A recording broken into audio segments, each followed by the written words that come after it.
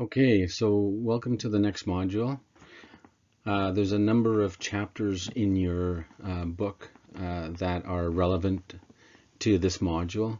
We're going to talk about some connective tissue disorders, some non-opioid analgesics, some medications that are in addition for pain control, so adjuvant medications, and some other miscellaneous pain medications. And we're going to chat a bit about migraine headaches as well. Okay, so what are connective tissue disorders?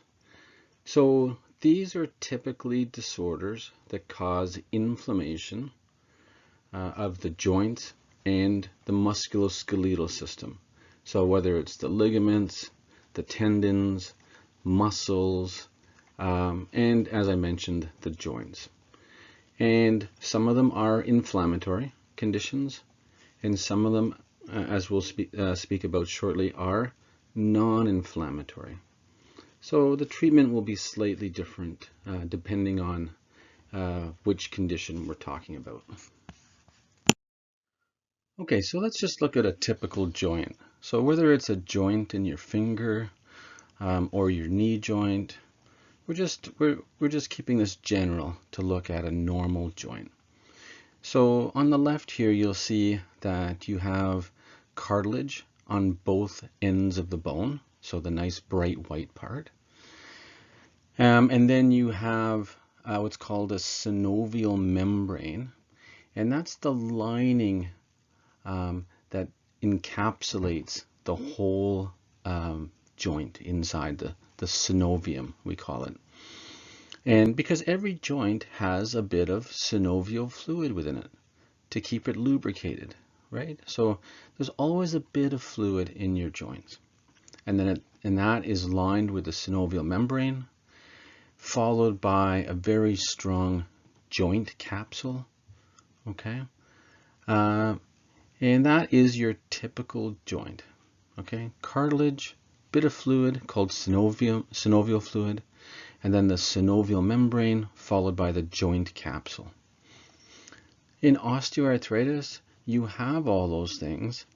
Unfortunately, the cartilage has worn away, okay, over time. So this is typically a condition of older age or a condition where someone has injured a joint and now is left with osteoarthritis years later because of the injury that they had earlier in life. So an example would be a football player where they've had multiple joint injuries, and that makes them prone to osteoarthritis later in life. Or just being older, above the age of 65 to 70, a good percentage, at least 50% of patients will have some degree of osteoarthritis, the wear and tearing of the joints. And it's thinning of the cartilage. And not only that, because once the cartilage has thinned, the bones start to rub on each other, and they get very irritated as well. But remember, this is a non-inflammatory arthritis. Okay, so this isn't caused by anything within your body, like an autoimmune disease. It's just a wear and tear arthritis. The next arthritis on the right, rheumatoid arthritis, this is an inflammatory arthritis. So rheumatoid arthritis is felt to be an autoimmune disease where antibodies are attacking certain parts of your body, including your joints. So you tend to have a lot of inflammation. So a swollen synovial membrane. You tend to have increased synovial fluid within the joint. You're getting damage and erosion to the cartilage and the bones because of all this inflammation. Okay, so we'll talk more about rheumatoid arthritis and some other inflammatory conditions. Okay, so this next slide is showing a skeleton of common joints that are affected with rheumatoid arthritis. So rheumatoid arthritis is a bilateral joint condition.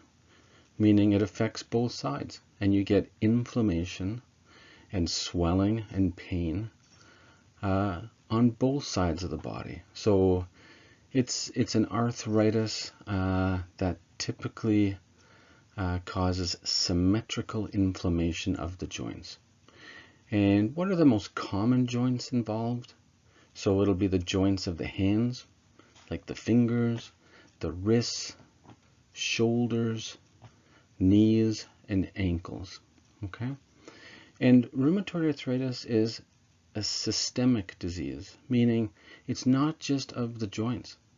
It's of multiple areas of the body that we'll come to in a minute.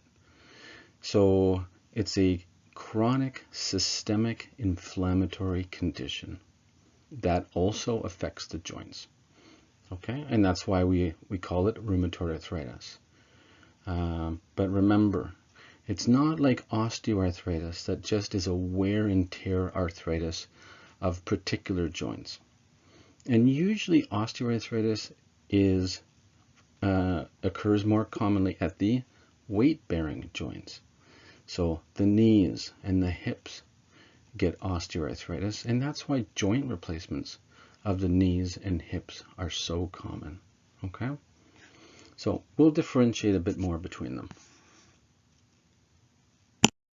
So I mentioned in the slide earlier that rheumatoid arthritis is a systemic disease. So you can get all kinds of other symptoms and signs along with the bilateral joint swelling. Okay? And the joint swelling is really destructive. Patients are left with chronic swelling of the joints. The swelling over years causes destruction of the joints and a lot of deformity of rheumatoid joints. Okay, now let's look at some extra articular symptoms, meaning not involving the joints, but definitely the joints will be involved. And these are other areas that are attacked by this autoimmune disease.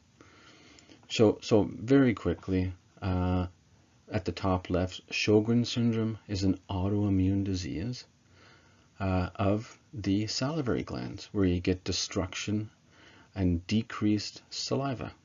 It's also an autoimmune disease. You can get inflammation of the heart, pericarditis, which is the outer lining of the heart, myocarditis, which is the muscle of the heart. You can get inflammation of those layers. Amyloidosis is just deposition of protein in different organs from all the inflammation. Tenosynovitis, that's just inflammation of tendons. Remember, we're just talking about different other parts of the body that rheumatoid arthritis can attack.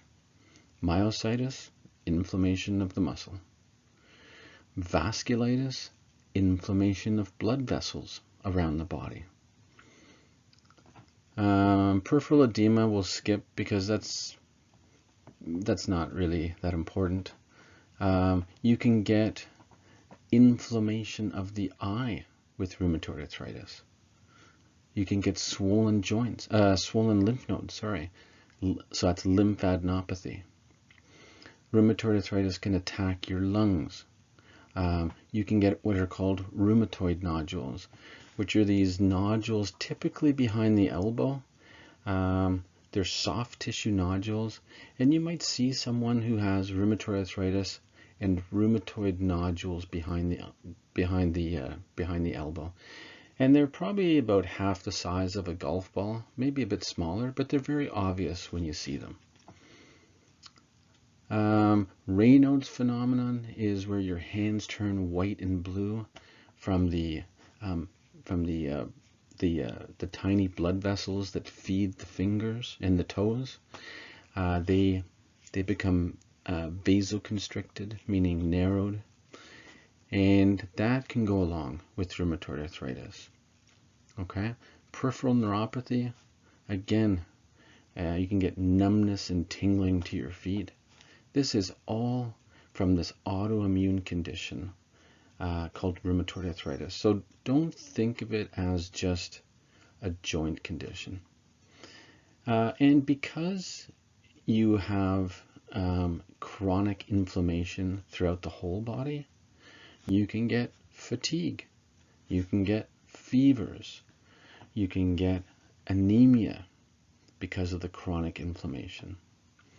And one that I actually skipped over, you can get an enlarged spleen from rheumatoid arthritis. So really an assortment of different conditions.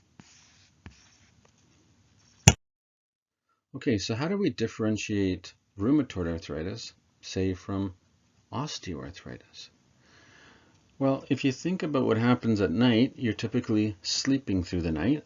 So you've been laying there for 6, 7, 8 hours. And because rheumatoid arthritis is an inflammatory joint condition, you typically have morning stiffness because you haven't moved in many hours.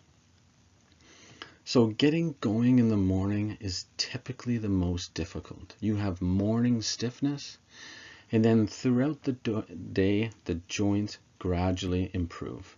Okay? Unlike osteoarthritis, where it's typically better in the morning because you haven't used the joint yet. And then as you use the joint more and more throughout the day, because it's a worn out joint, it typically worsens throughout the day and you get more pain. Okay? So back to rheumatoid arthritis. So arthritis in 3 or more joint areas. So say hands, wrist, and shoulder. Okay? Or hands, wrist, and knees. So 3 areas. It's often an arthritis of the small joints of your hands. That's very common. And when you see patients' hands that are the fingers that are very deformed and twisted, that's likely rheumatoid arthritis. It's a symmetric arthritis. It affects both sides of the body's joints. The rheumatoid nodules I mentioned behind the elbow, which are these soft tissue nodules, are very classic for rheumatoid arthritis. There's a blood test that we can check for called rheumatoid factor, RF, and that is typically at a high level when someone has rheumatoid arthritis. Okay, so a lot of the inflammatory blood tests that we can check for, you may recall from a different module in pathophysiology, ESR and CRP. Those are inflammatory markers in the blood. Those are typically very elevated as well. And when we do x-rays of patients' joints, whether it's their hands, their wrist, their knees, they have very typical changes that we can see on x-ray, that can help us distinguish rheumatoid arthritis from other types of arthritis. Okay, so this slide is trying to help you differentiate rheumatoid arthritis from osteoarthritis. A bit more detail. So rheumatoid arthritis, look who it affects typically. It often starts in your 20s to your 40s.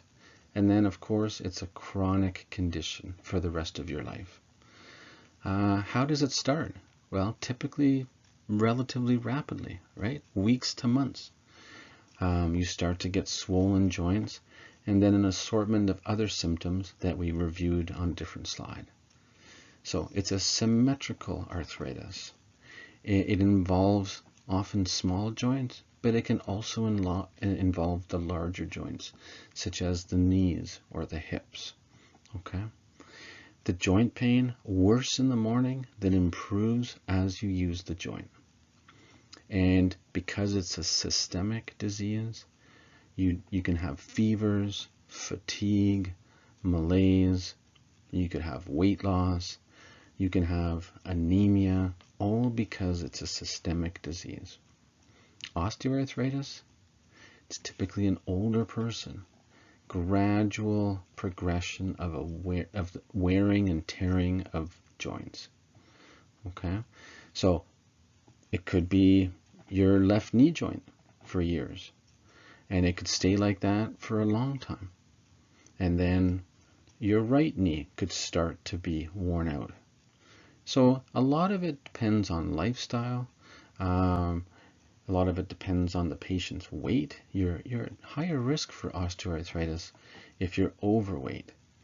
But you're also at higher risk for osteoarthritis if you've done injuries to your joints earlier in life, because that sets you up for osteoarthritis due to the damage of activities earlier in life, whether it was football or contact sports, something that's injured the joint. It worsens with the use of the joint throughout the day. Okay, so that's a big distinguishing factor there. And it's not a systemic disease. You don't have fatigue and fever and malaise. You don't have any of that with osteoarthritis. Okay, so let's just go over the pathophysiology a bit of rheumatoid arthritis. So a very variable course in different patients. Some patients can have severe joint swelling and stiffness and pain, along with many of the what we call extra-articular symptoms that's in one of the above slides. Others can have more of a grumbling condition. But just remember, it's an inflammatory arthritis caused by autoimmune antibodies. Okay, so not everybody has the same course. Not everybody has the same degree of joint destruction. The onset is typically, I wouldn't call it gradual. I would call it more weeks to months. I wouldn't want you to think that this is gradual over years. Okay, so it's typically weeks to months, and bilateral. Okay, both sides of the body. We don't know the exact cause, but we definitely think it's autoimmune. Affects women much more frequently than men. You can see here a threefold difference for women versus men, and leading to the pain, the stiffness, the swelling of the joint because of all the inflammation, and then years later followed by joint deformities. Definitely improves with activity through the day because you've loosened that stiff joint, and then worsens overnight because of the laying and not moving the joints. Okay, so as mentioned earlier, a chronic progressive autoimmune disease of the joints. So there's an antibody that your body has decided to attack different parts of the body, in particular the joints on both sides of the body. So you could have bilateral swelling of your finger joints and your wrist, and then your elbow. So you have swelling and stiffness and pain. And often, as I said, people have systemic symptoms as well on top of the joint symptoms. Rheumatoid factor is what we think is responsible for the condition. We can test for this in the blood test. Okay, and we think it's responsible for forming these rheumatoid nodules as well. Okay, and what happens is that the body's own immune system attacks synovial membranes. So synovial membranes aren't just in joints, they're in other parts of the body, and that's why we often see many other symptoms, whether it's the eye or the lungs or the lining of the heart. We get all those other manifestations because the antibodies are also attacking those areas. Okay. The joint inflammation we've spoken about, definitely less common than osteoarthritis. Remember, about 50% of us will have osteoarthritis by the time we reach 70 to 75. Rheumatoid arthritis isn't that as common as that. Okay. Okay, so now we're going to talk about some treatments for rheumatoid arthritis. And in the top left, non-steroidal anti-inflammatory drugs. So there's many of them. Maybe know some of the common ones. Ibuprofen, indomethacin, naproxen, there's a slide on the different non-steroidal anti-inflammatories. They all have very similar therapeutic effects and very similar adverse effects, and we'll get into those. The next one on the right is DMARDs, disease-modifying anti-rheumatic drugs. What is that? Okay, so these are drugs that we use that we want to slow down the progression of the disease. Okay, so NSAIDs treat the inflammation that's happening right now. DMARDs are a group of drugs that try to suppress the immune system in different ways and then reduce the inflammation in the different parts that are being attacked by the rheumatoid arthritis. Okay? And when we're talking about DMARDs, you can add the biologics into there. So the bottom left, the biologics, they're going to be included in the DMARDs. Okay, and we'll come to that in a minute. And lastly, steroids. So whether we use oral steroids, intravenous steroids, or even injected steroids to individual joints, they suppress the immune system as well, and they definitely suppress inflammation. So we use them commonly in inflammatory conditions such as rheumatoid arthritis. So in actual fact, there's only 3 groups on this slide: NSAIDs, DMARDs that we'll come to, and steroids. The biologics, as I mentioned, you can add into the DMARDs, and we'll talk about those as well. Okay, so just to simplify it a bit more. Okay, so let's first talk about non-pharmacological therapies for rheumatoid arthritis. So maintaining range of motion is critical for patients to function with this chronic disease. So whether it's maintaining range of motion of their hands and wrists, or their knees and hips, just depends on which joints are involved in a particular patient. It's important for them to maintain that range of motion and also the muscle that surrounds the joints. So muscle strengthening exercises. Okay, because as their joints lose range of motion and their muscles weaken because they're not using them as much, they're going to have less and less independence, and they're going to be able to perform their activities of daily living less and less. So really important for physiotherapy, occupational therapy to be involved.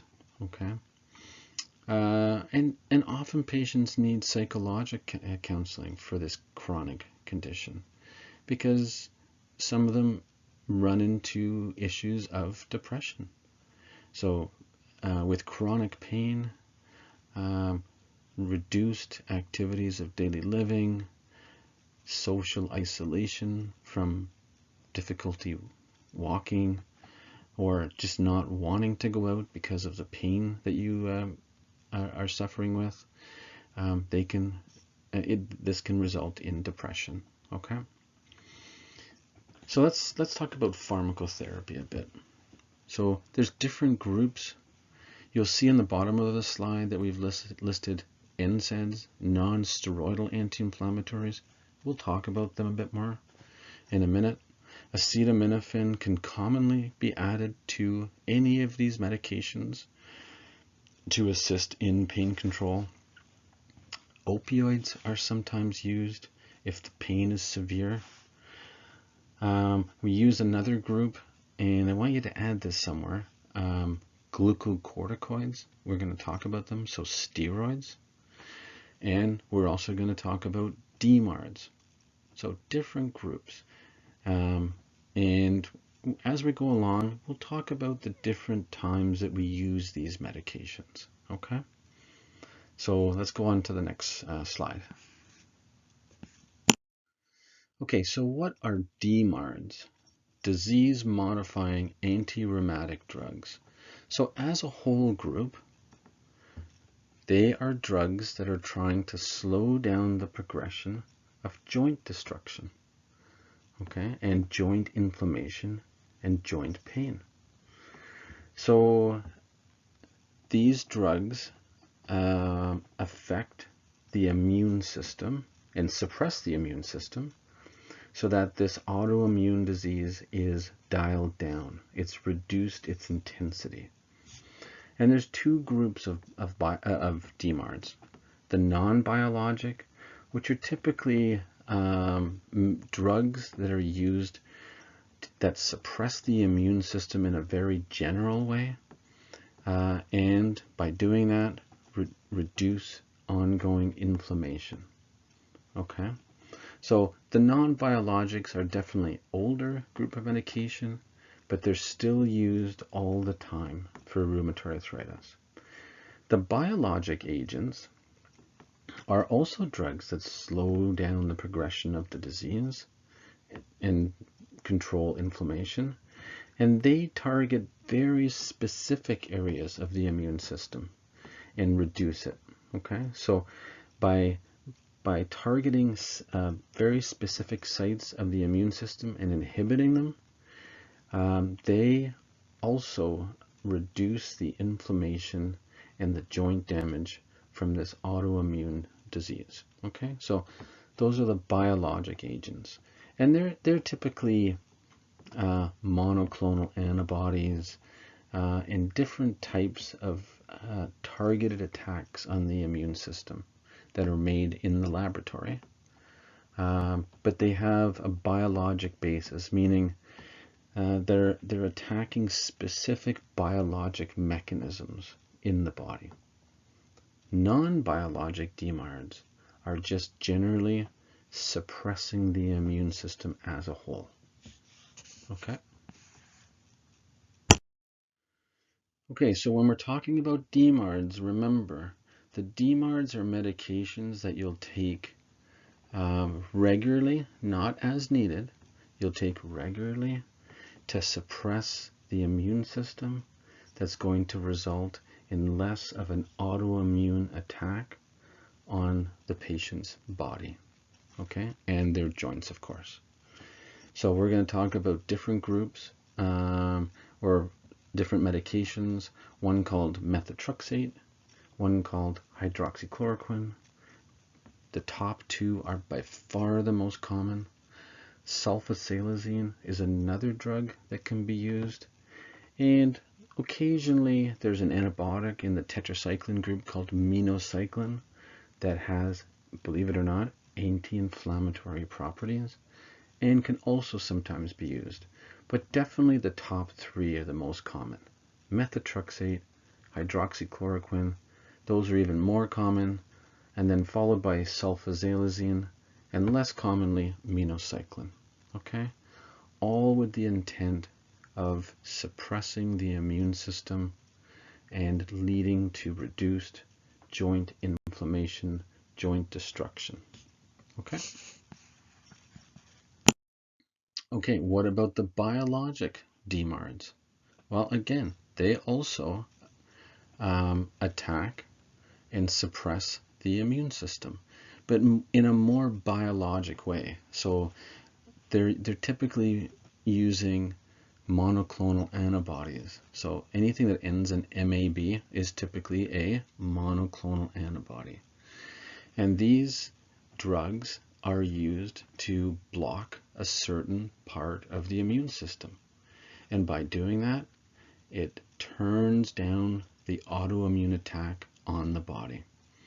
So if we're talking about, say, infliximab or etanercept, they block this important factor in the blood or in the immune system called tumor necrosis factor. So they're TNF blockers. Okay, so, but just know in a general concept what they do. They're still suppressing the immune system, but in a much more specific way. So they're more like snipers, versus the non-biologics. They're more like the frontline immunosuppressants. These are the snipers that are specifically targeting different areas of the immune system. Okay, so we're not going to talk about the different types of biologics. Just know that a lot of them are monoclonal antibodies. And because of that, well, monoclonal antibodies are actually proteins. Well, you can't take proteins by mouth because the stomach and the gastrointestinal tract digest them. So most of these are injectable drugs. Okay, they require injections to be effective. They would not make it into the bloodstream as proteins if they were taken by mouth. Okay, so before moving on to this next slide, let's categorize again. So acetaminophen can be used for any mild to moderate painful condition, not just rheumatoid arthritis, anything. Non-steroidal anti-inflammatories, very important in inflammatory conditions, including rheumatoid arthritis. Okay, they can suppress the inflammation and the swelling and the pain. Okay, the DMARDs, disease-modifying anti-rheumatic drugs, whether they're biologic or non-biologic, what are they doing? They are suppressing the immune system in different ways, thereby reducing the destruction of joints, since this is an autoimmune disease. The body is attacking itself.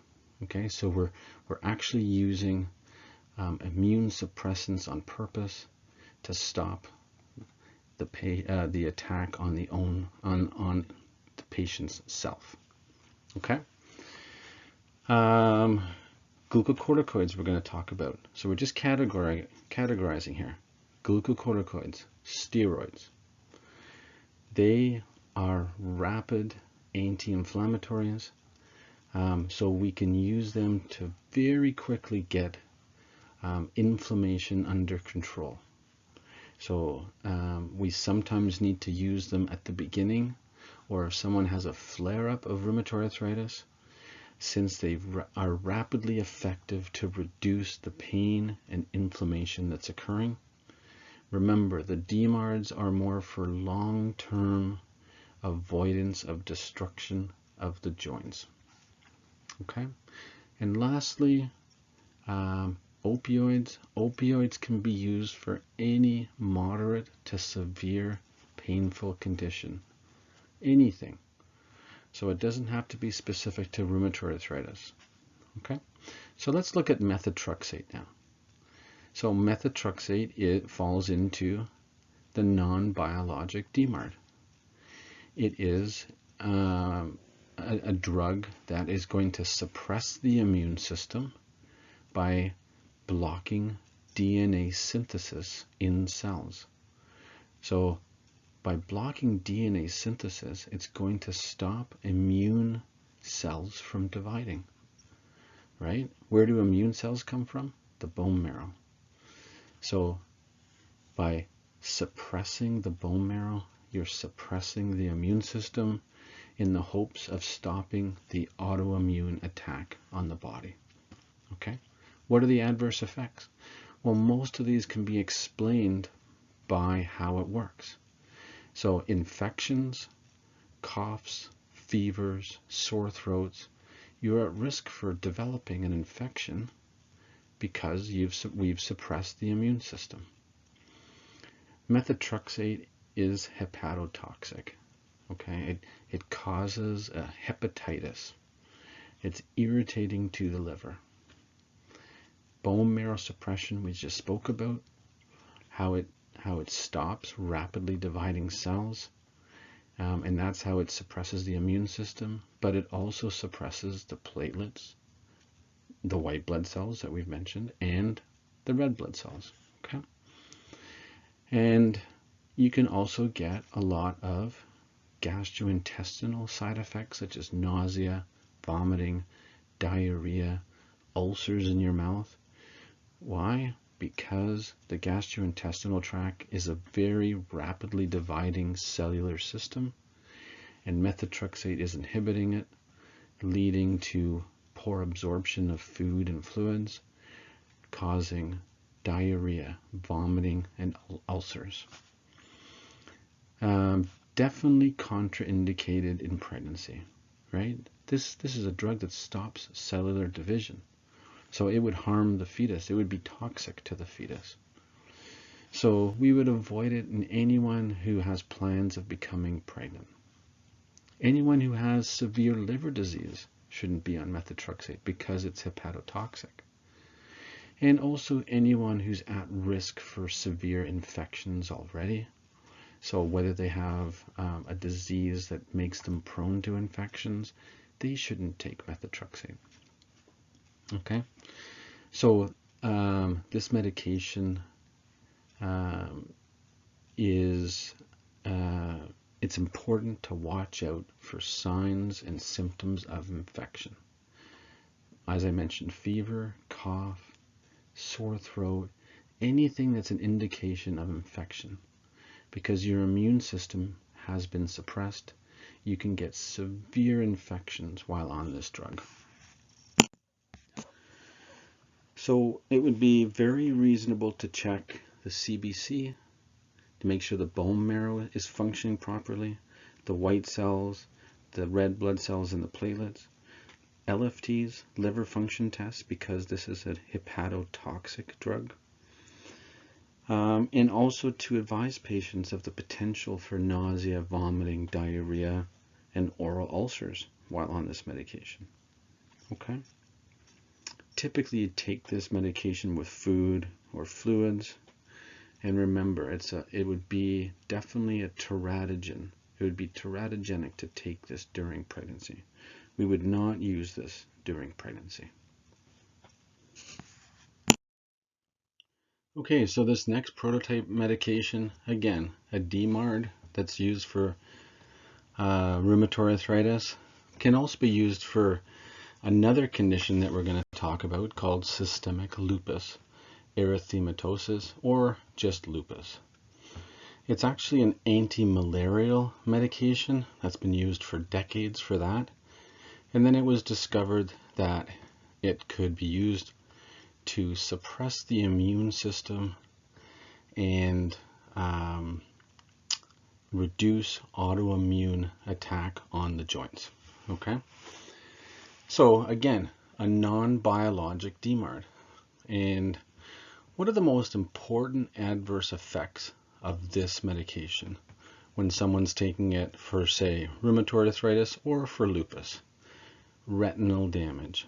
Okay, so these patients need regular follow-up, typically every 6 to 12 months, by an ophthalmologist to have their retina and their eyes checked. Okay, because of the damage it can potentially cause, leading to visual disturbances. This can also cause some significant neuropsychiatric symptoms. So you can have an assortment of psychiatric type symptoms with this medication. Can also cause a bad rash, Stevens-Johnson's rash. And lastly, and probably the most common, the gastrointestinal side effects of these drugs. Okay?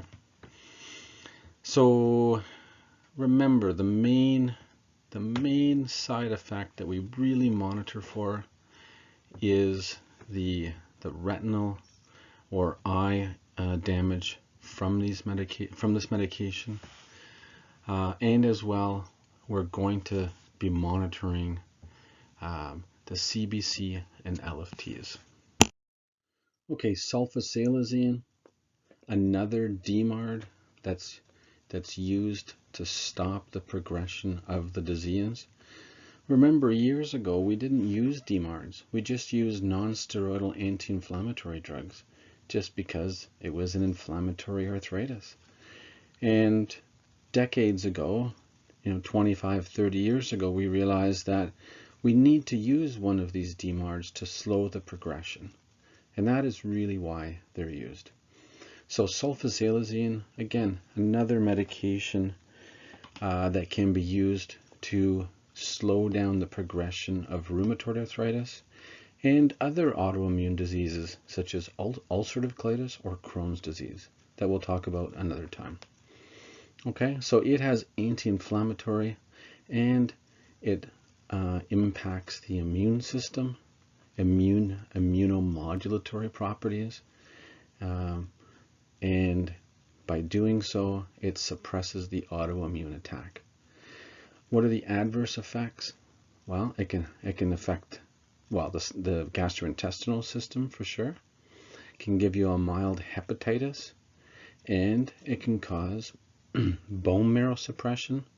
And because it's a sulfa type medication, if you recall, we spoke about an antibiotic quite a while ago, a sulfa antibiotic called sulfamethoxazole, and that was one of the notorious drugs that caused nasty rashes such as Stevens-Johnson syndrome. So sulfasalazine, because it's a sulfa drug, can also cause that potential bad rash. Okay, so gastrointestinal upset, mild hepatitis, it can suppress the bone marrow and cause some significant rashes. Not used if you're allergic to sulfa drugs. Typically this medication is taken with eating throughout the space throughout the day. Because it's a sulfa drug, sulfas can cause photosensitivity, so just trying to avoid direct sunlight like sun tanning while on a sulfa type medication such as this one. Increasing fluid intake is important to help with its excretion through the kidneys. Regular CBCs and actually LFTs to monitor for the bone marrow and liver. And patients that are on any of these DMARDs need regular follow-ups because most of them require monitoring. So whether we're talking about hydroxychloroquine and the retinal monitoring that's required, methotrexate and the CBC and LFTs that are required, and this medication, again, CBC and LFTs are required. And also reporting any severe rashes while on these drugs. Okay, so we'll talk about this next medication. This is just gold, right? Oranophin. It's just gold injections. And we did this for years, and it was actually considered one of the first DMARDs. Patients would come in for their gold injections because we knew that this substance, gold, tended to somehow stabilize the immune system and stop the immune attack on the joints. So this was actually one of the first DMARDs that was used many years ago, say 25, 30 years ago. We don't use it as much anymore because of other DMARDs that we have. Okay, so what were the adverse effects when you were given gold? Well, it can affect your bone marrow. It can make your kidneys a bit leaky of proteins, so you can get proteins in the urine. You can get a bit of a hepatitis from it. And it could cause gastrointestinal upset. But remember, these were gold injections. Okay? So when someone came in for their gold injection on a regular basis, they would have their kidneys checked. We would check their urine to make sure there was no proteins in it. We would do a CBC to check for their bone marrow, LFTs to check for their liver, and then we would proceed and give them the gold injection. And they would come back regularly for these. Okay? But definitely this has become a bit historic. I think it's still good to know that gold can be used for control of rheumatoid arthritis. Okay, so let's talk about a biologic DMARD. So etanercept. This again is a more targeted biologic DMARD, right? So it's still going to suppress the immune system. and therefore we can use it in a number of autoimmune conditions, right? Rheumatoid arthritis, psoriasis, ankylosing spondylitis is an inflammatory autoimmune condition of your spine where it gradually fuses together. And we can talk about that another time. We can also use these drugs in ulcerative colitis and Crohn's disease. Those are autoimmune conditions as well. So, currently we're talking about rheumatoid arthritis, so we'll stick to that. How does this drug work? Tumor necrosis factor inhibitor. So it blocks a specific part of the immune system. So what are the side effects of this drug?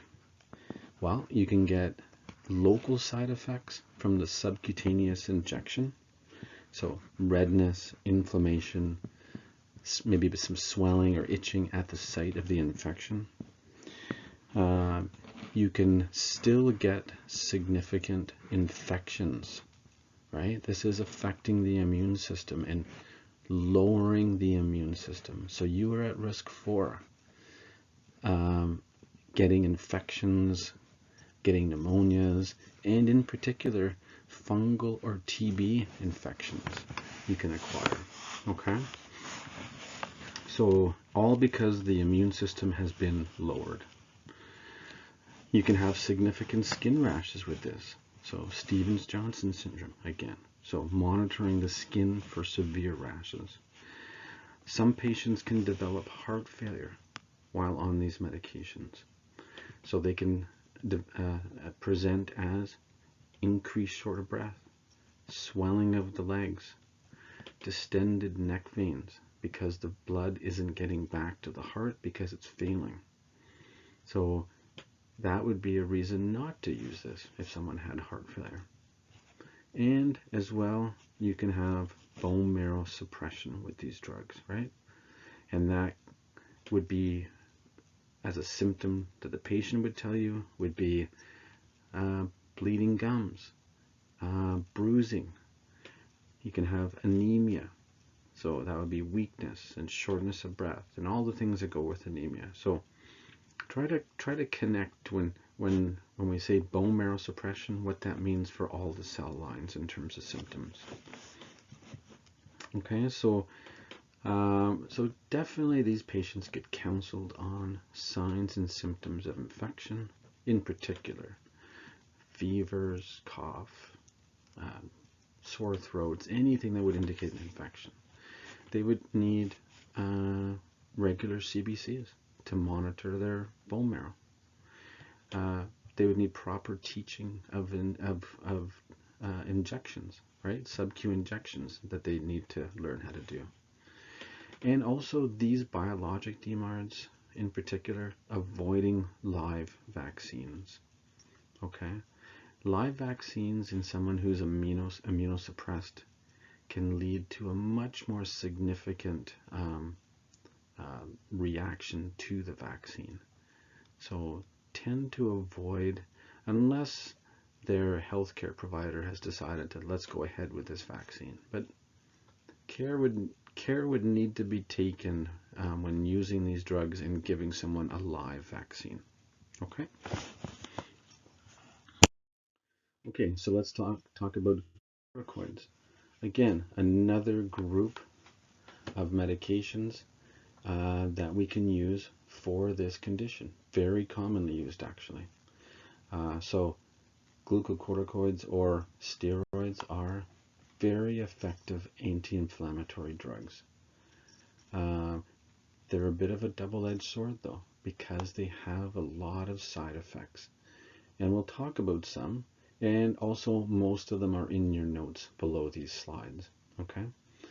So somebody who presents with rheumatoid arthritis with swollen joints, painful joints, stiffness in the morning, and is diagnosed with rheumatoid arthritis, the DMARDs will take a long time to work. They can take weeks to months. So somebody in that position can be started on, say, a non-steroidal anti-inflammatory like ibuprofen or diclofenac, but they need something even more powerful, such as glucocorticoids. to settle down the intense inflammation. Okay, and they can be used orally, or if it's just a few joints, they can actually be injected into the joints. But typically, when it's multiple joints throughout the body, and we want to use glucocorticoids, we'll use an oral dose.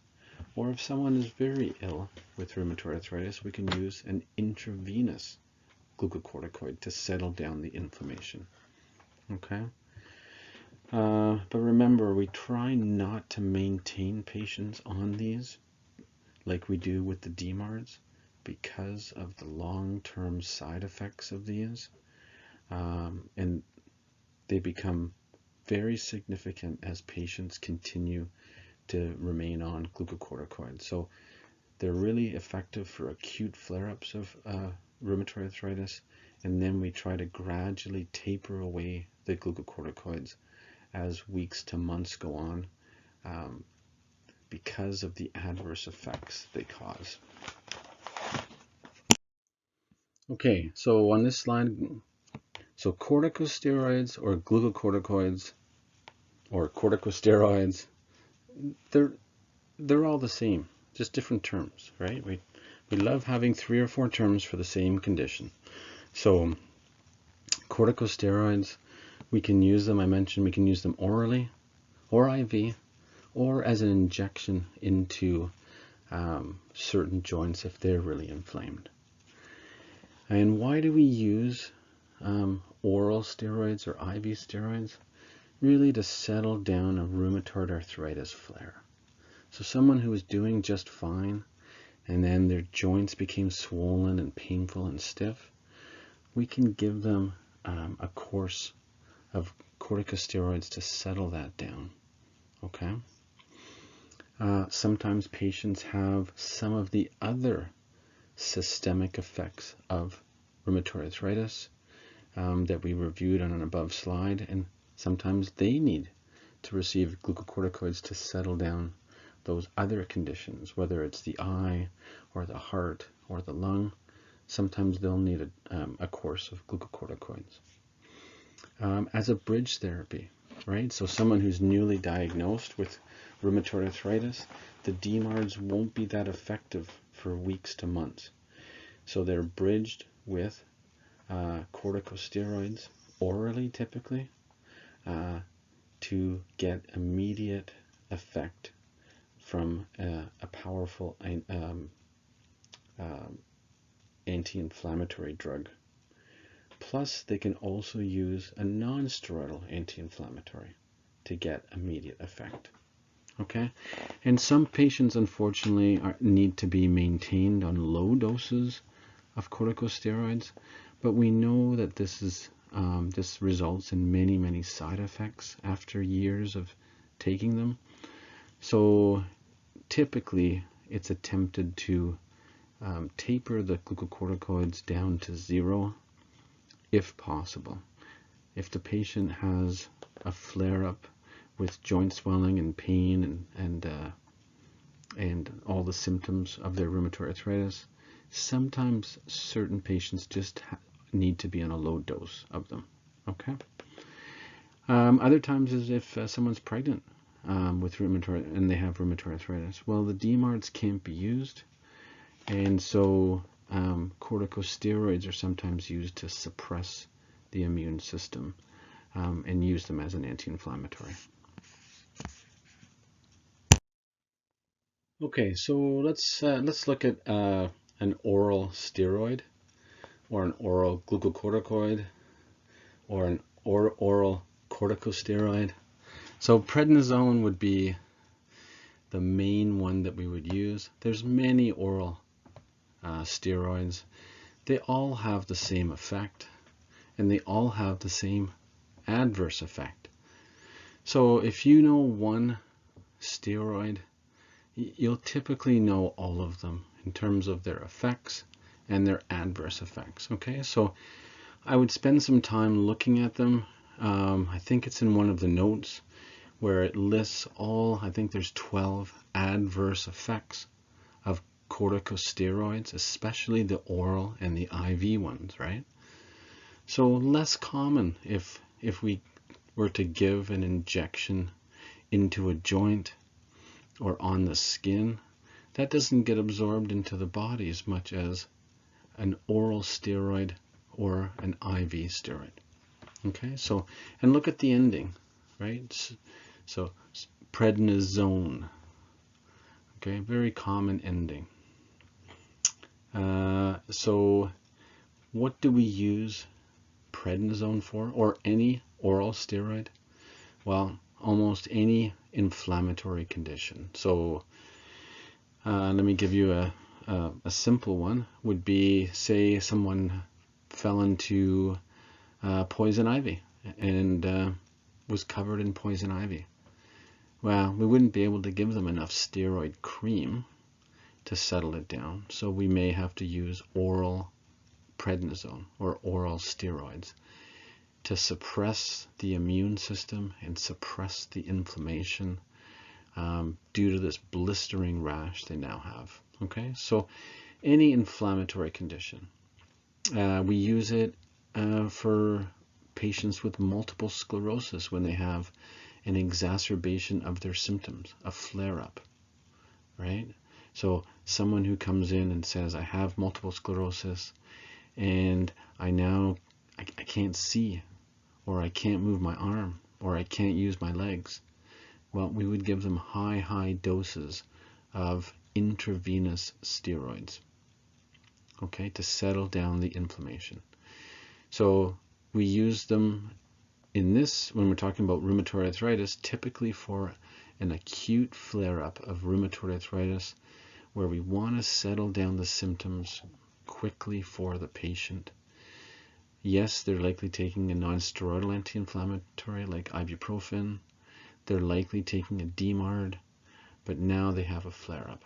Okay, so the same will apply with lupus, an asthma flare-up, a Crohn's flare-up, or an ulcerative colitis flare-up. We can use oral or IV steroids. Okay. Now, what about the adverse effects? Well, hard on the stomach, so a lot of GI upset. You're much more prone to infections if you're on steroids for weeks or months because they suppress the immune system. So always watching out for infections. They thin the bones, okay, leading to osteoporosis. So patients that are on steroids for prolonged periods of time typically need to take calcium, vitamin D, and often one of the medications to slow down bone breakdown, right? So a bisphosphonate, or another group of medications called a SERM, a selective estrogen receptor modifier. Those are drugs used for osteoporosis. And if we know someone's on a steroid for months to years, we'll often give them calcium, vitamin D, and one of those medications to try and prevent the osteoporosis from occurring. You tend to fluid retain when you're on steroids, okay, due to the kidney effect. So reabsorption of fluid. If you're a diabetic, your sugars go way up in the bloodstream. And if you were a pre-diabetic, you're probably going to develop diabetes if you're on steroids for a prolonged period of time. Okay? They cause thinning of the skin, leading to bruising of the skin. They stimulate appetite amazingly. So that's going to cause significant weight gain, right? Because they irritate the stomach, you're at risk for peptic ulcer disease with these drugs. Okay, so you can see that there's an assortment of different adverse effects. And lastly, let's talk about adrenal suppression, which isn't on here, but when you're on a steroid, so it gets into the bloodstream, it goes to your brain and says, you have enough steroids in your body, you don't need to send a signal to the adrenal glands to make more corticosteroids.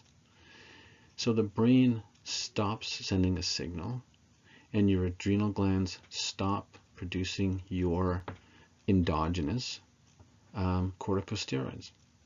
Okay? Now, if you're on a steroid for days to a week or 2 weeks, you can just completely stop them flat. You don't need to taper off them. So if someone comes in and they're asthmatic and they need a week of prednisone, they can just stop it after the week. But if you're on a corticosteroid for weeks to months, you now need to taper the drug slowly.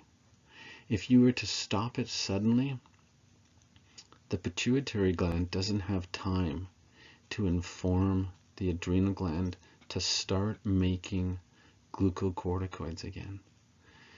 So if you withdraw and you don't taper the oral or IV glucocorticoid, you're going to develop what's called an Addisonian crisis, meaning you're going to be extremely low on glucocorticoids in your blood because the adrenal gland hasn't turned on again and started to produce your own body's glucocorticoids. Okay, so glucocorticoids suppress your adrenal gland because they're telling the pituitary gland you don't need your own adrenal glucocorticoids. So typically after 2 to 3 weeks of use of any of these corticosteroids, you need to taper off them slowly so that your adrenal gland has time to wake up again and start producing your own glucocorticoids. Okay?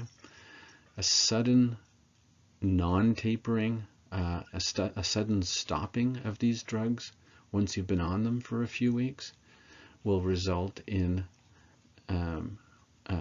what's called an Addisonian crisis. And what that means is the adrenal gland is not producing glucocorticoids, and the body is going to get into trouble with an assortment of symptoms because of the lack of glucocorticoids. Okay? You'll get more of that in pathophysiology. Okay, so what's the nursing considerations? Definitely taking this with food because it's so irritating on the stomach. Monitoring blood sugars if you're diabetic because it's going to make the blood sugars go much, much higher. So patients often need to take more insulin while they're on an oral corticosteroid because the blood sugars are so much more elevated. Making sure that they're taking calcium supplements, vitamin D, or even bisphosphonates if they're on long-term use of glucocorticoids. Okay, and this prevents the breakdown and the development of osteoporosis.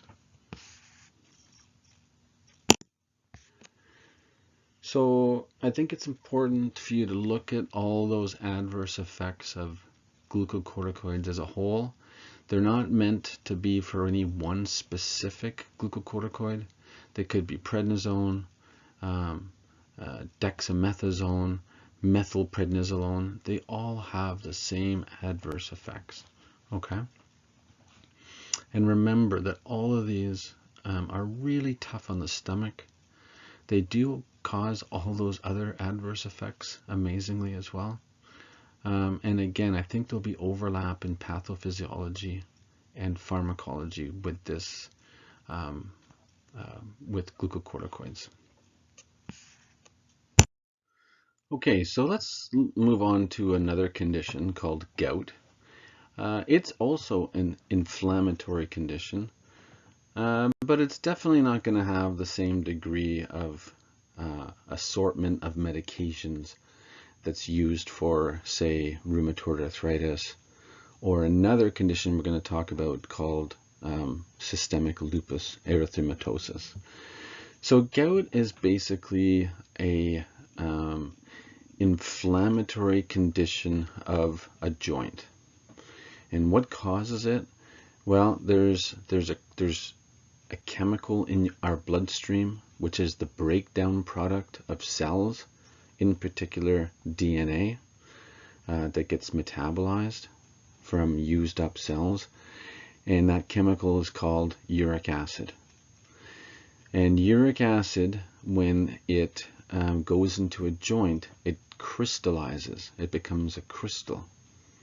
And that is very irritating to the inflammatory system. And you get tremendous amounts of inflammation within and around the joint that has uric acid crystals within it. Okay?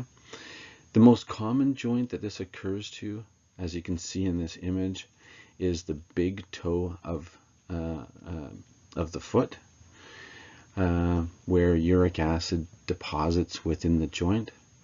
But it can also happen to other joints. So whether it's the ankle or the knee or the wrist joint. But in particular, think of it as a condition of the big toe joint. Okay? The metatarsal phalangeal joint of the big toe. Okay?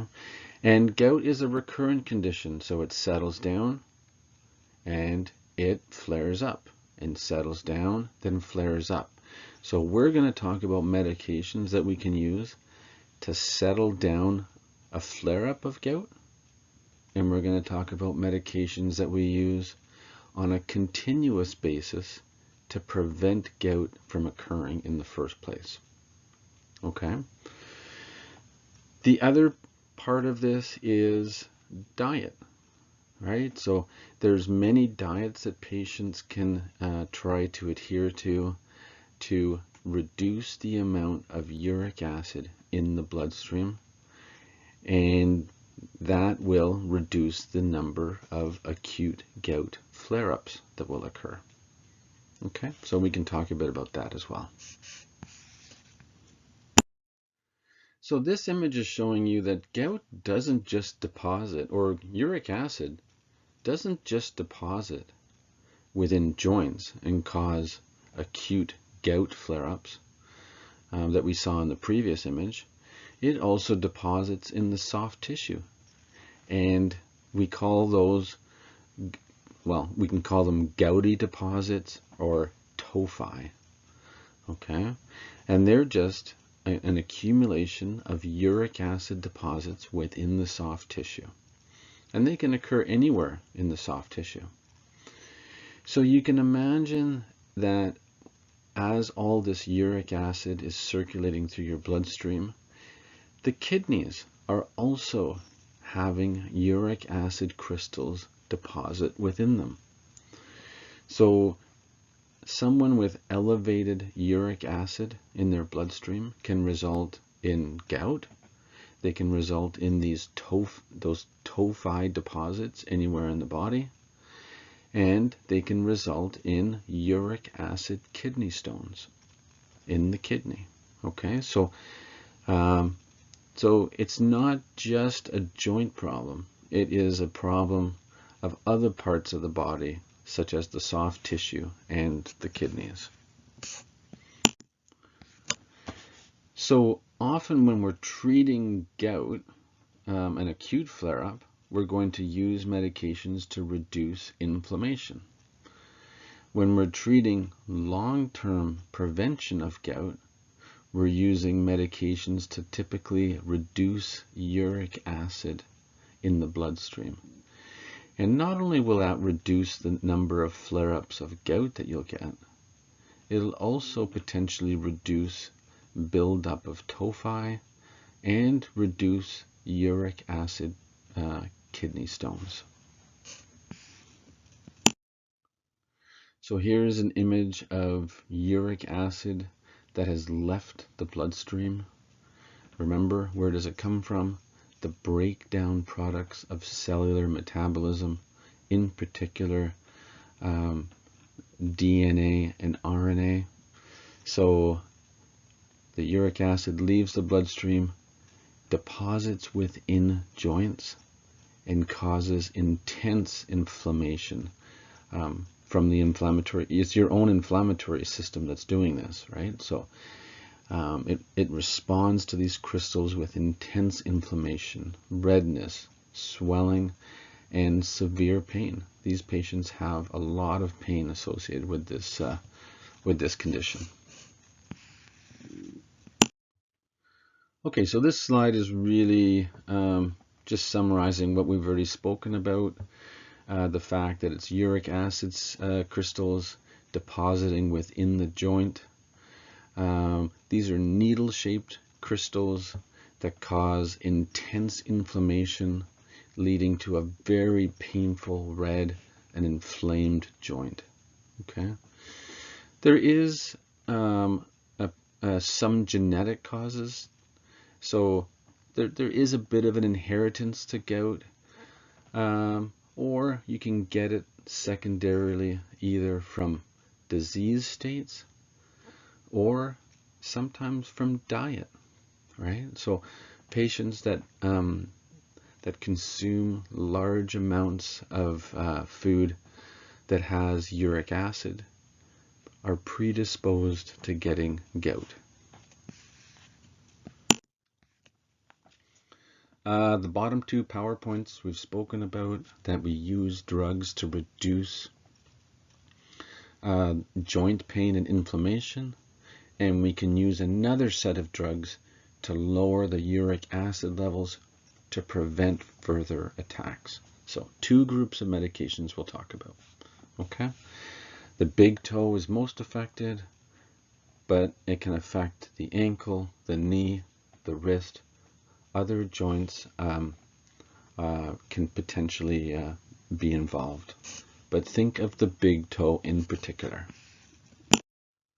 Okay, so here are the medications we typically use for a gout flare-up. So it's not like you typically take these day in, day out to prevent gout. No, these medications are used when you have an acute flare-up. Okay, so when you develop that red, swollen, painful big toe, one of these agents can be used. So NSAIDs are typically first-line agents for gout, whether it's ibuprofen, indomethacin, naproxen. They're all effective to reduce the inflammation, swelling, and pain of gout. And typically, it only takes a day or two for them to be effective. Another medication is colchicine. We'll talk about colchicine. This is a gout medication to again try and stop the inflammation. It has more side effects, so we tend not to use it as first line, but it can definitely still be used. And lastly, prednisone or glucocorticoids. They are powerful anti-inflammatories, and we can use glucocorticoids to reduce an acute gout flare-up. Okay, so we just mentioned some medications used to treat an acute gout flare-up.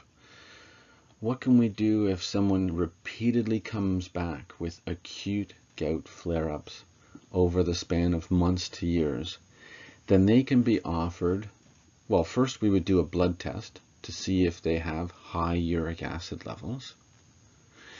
And if their uric acid levels are quite elevated, and they're getting recurrent attacks of gout, or say they're getting recurrent attacks of uric acid kidney stones, we can use a medication, and in particular, allopurinol is the main one by far. We can use this medication to reduce uric acid in the bloodstream to prevent recurrent attacks of gout and also prevent uric acid kidney stone formation. Okay, so this would be a daily medication that someone would take for years to prevent the attack. This is not a medication that would be started or used for an acute flare-up of gout, or for that matter, to try and treat an already formed uric acid kidney stone. Okay, and so here's a slide on colchicine. What do we use it for? Acute gout attacks, okay? Not prevention of attacks like allopurinol. What does it do? Well, it reduces inflammation that's caused by the white blood cells. And it actually works by reducing cell division in the immune system. So, and other parts of the body. So when you reduce cellular division, certain parts of the body are affected more than others. The parts of the body that are rapidly dividing in terms of their cells. So the gastrointestinal tract, look at the side effects. Nausea, vomiting, and explosive diarrhea. So colchicine is almost guaranteed to cause those if you continue to take it, because it stops cellular division and you get tremendous amounts of vomiting and diarrhea. Okay? It's also going to impact the bone marrow a bit. So one of the most sensitive cells in the bone marrow are the platelets. So you can actually get thrombocytopenia by being on colchicine because it stops the division within the bone marrow. Okay, and lastly, not mentioned here, but it can harm the muscles. Okay, and this is typically in prolonged use, which we really try not to do.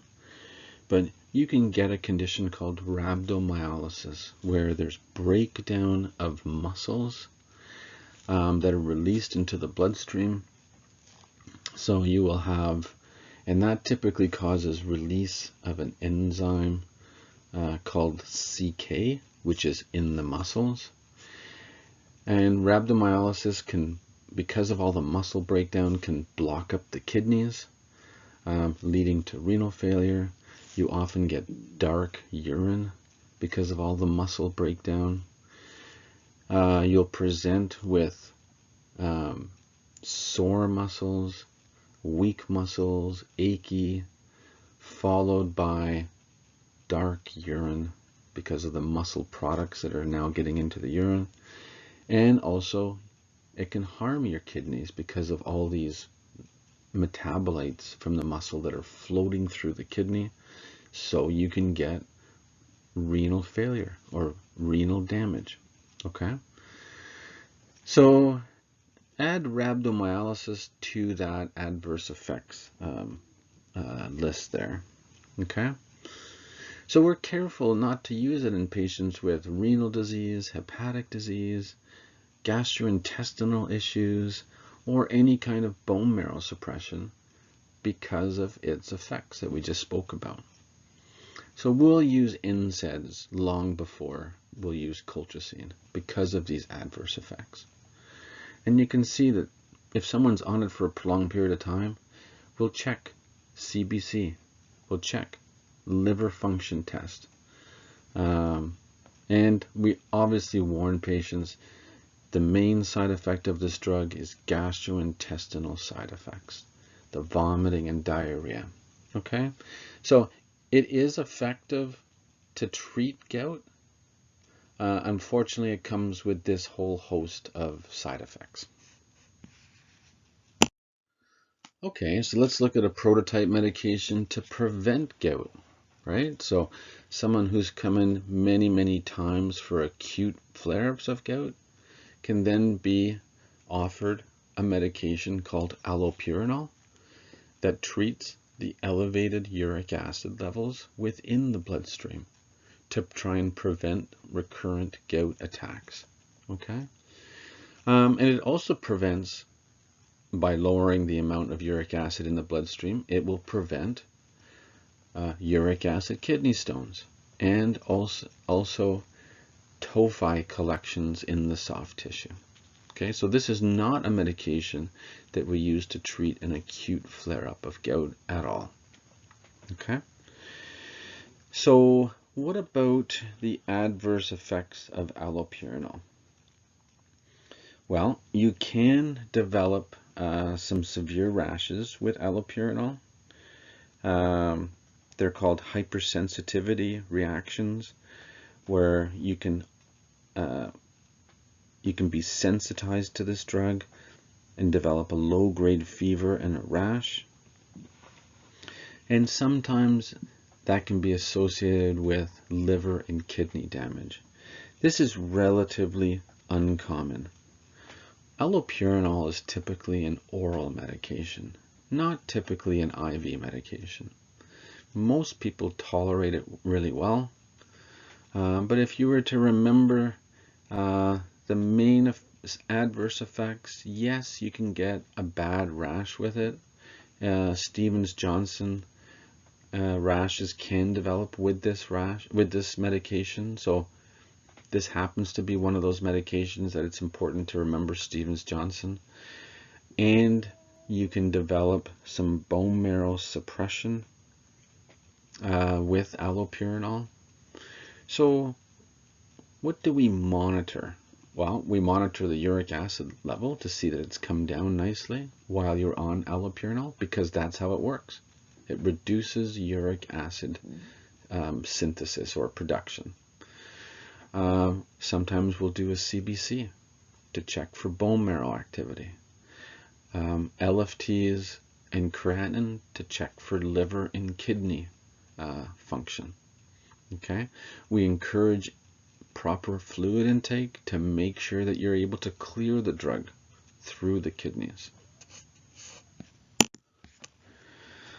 So I think the biggest takeaway point for this medication is it lowers uric acid level. You take it every day orally. It's to prevent future attacks of gout by its ability to reduce uric acid formation. And if you do get another acute flare-up of gout, even while you're on allopurinol, it would still be the same treatment with non-steroidal anti-inflammatories, colchicine, or a short course of a glucocorticoid such as prednisone. Any one of those three can be used for an acute flare-up, in particular non-steroidal anti-inflammatories. We won't talk about much about probenecid. It's used much less commonly to prevent gout attacks than allopurinol. Okay, so we're going to turn now to another systemic inflammatory condition. We spoke about rheumatoid arthritis being a systemic inflammatory condition. Well, lupus is definitely another one. It's an autoimmune disease where multiple areas of your body are affected by an autoimmune attack. Okay, so let's look at this list of potential symptoms and signs that can occur with lupus. So the first one is, we'll start at the top right, a butterfly rash. So we call that a malar rash, M-A-L-A-R. And it really does look like a butterfly. It goes over the bridge of the nose and onto both cheeks. Okay, so that's quite common in lupus. At the bottom right, lupus nephritis is one of the most common organs that are affected is the kidneys, and they are left with kidney injury. So nephritis, which is inflammation of the kidney. And when you have nephritis, you spill blood and protein into your bladder from the kidneys because of the harm that's occurring. So they are left with potentially nephritis and kidney injury. Okay, let's move on to the bottom left. Inflammation of multiple areas of the body. So pericarditis is inflammation of the lining of the heart. You can have inflammation of blood vessels going to different parts of your body, including your fingers.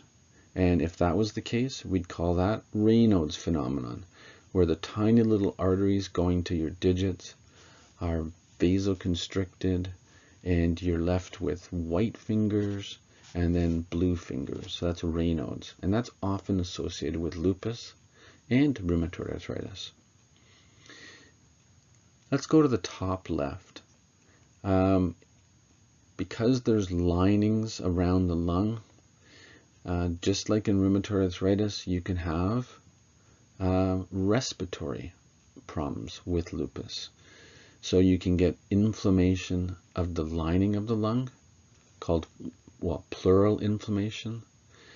You can have irritation of the lung itself from all these autoantibodies and be left with a cough or shorter breath or rapid breathing, such as called tachypnea.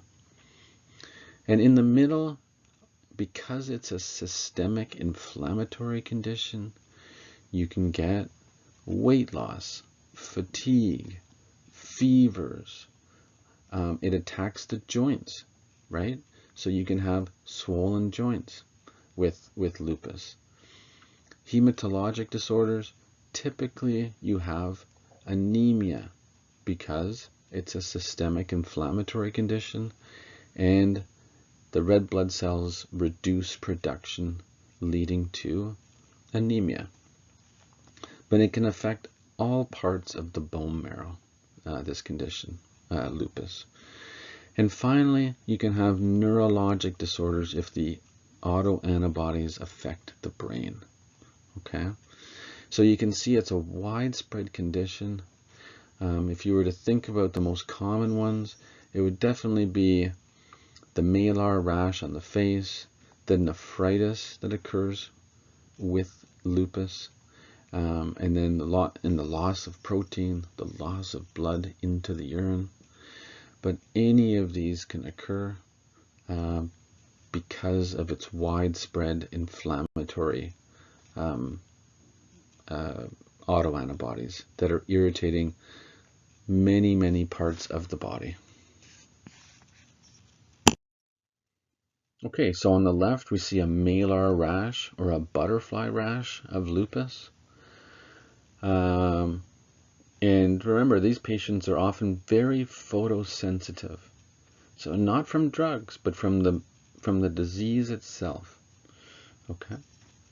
On the right, we can see that these antibodies affect multiple organs in the body, these autoimmune antibodies. So irritation of the lining of the lung, leading to pleural effusions, which is collections of fluid, or irritation of the lining of the lung called pleuritis, so it hurts to take a deep breath.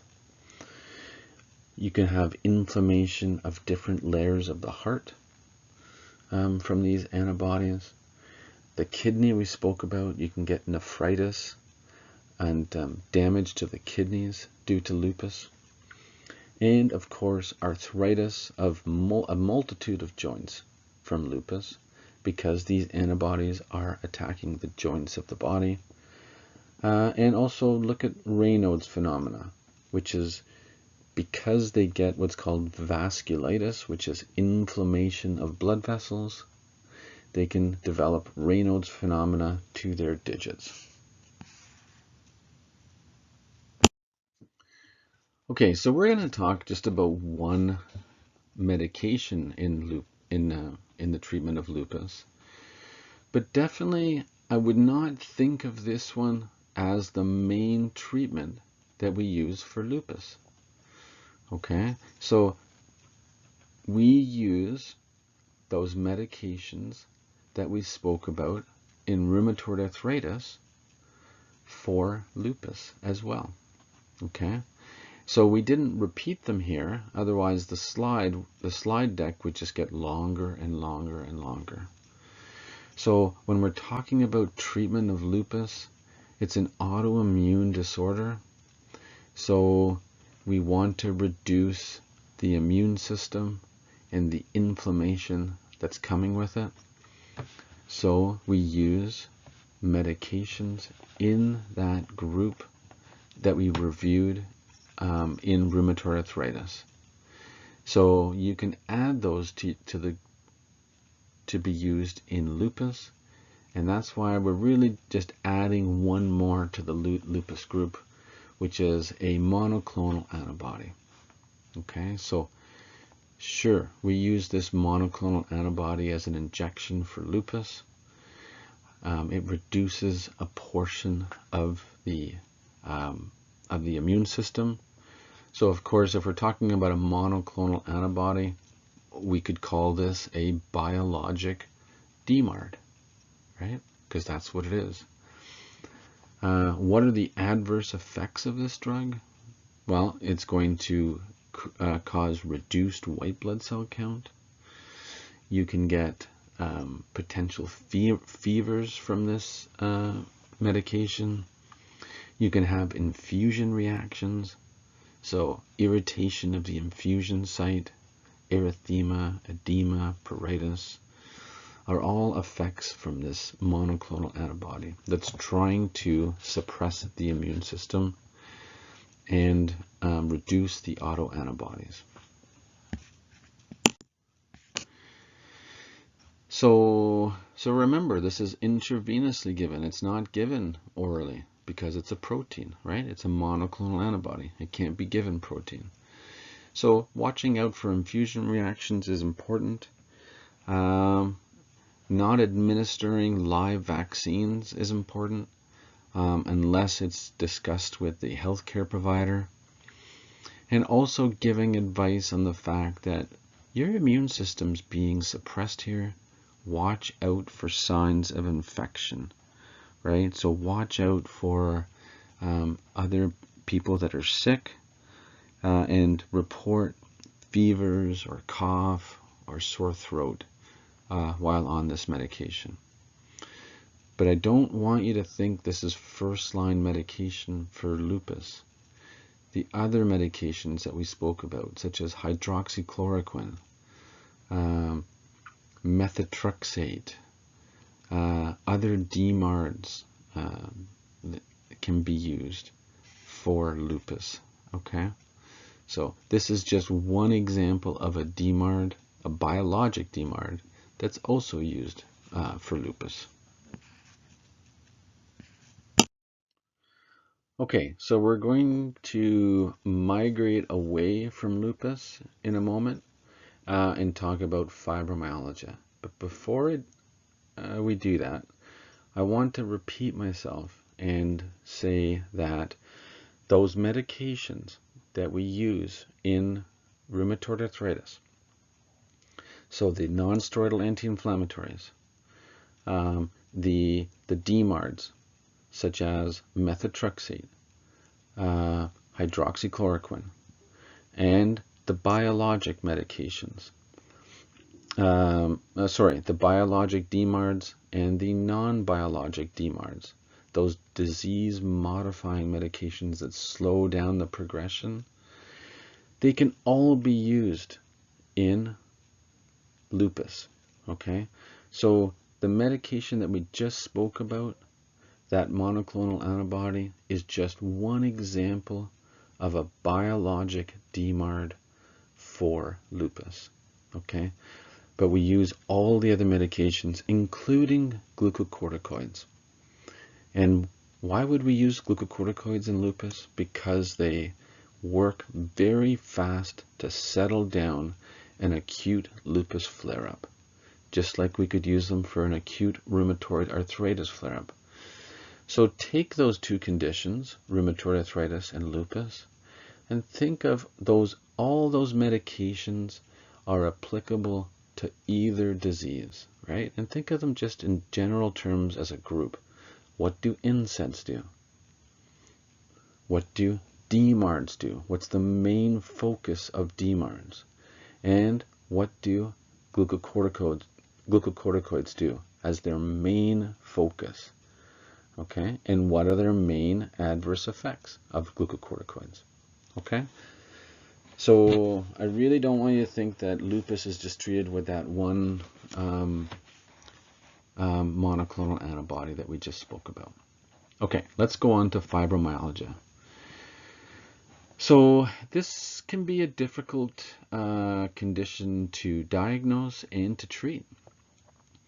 Um, and there's some thought that it's not a disorder, and over the years there's more and more feeling that it is a disorder.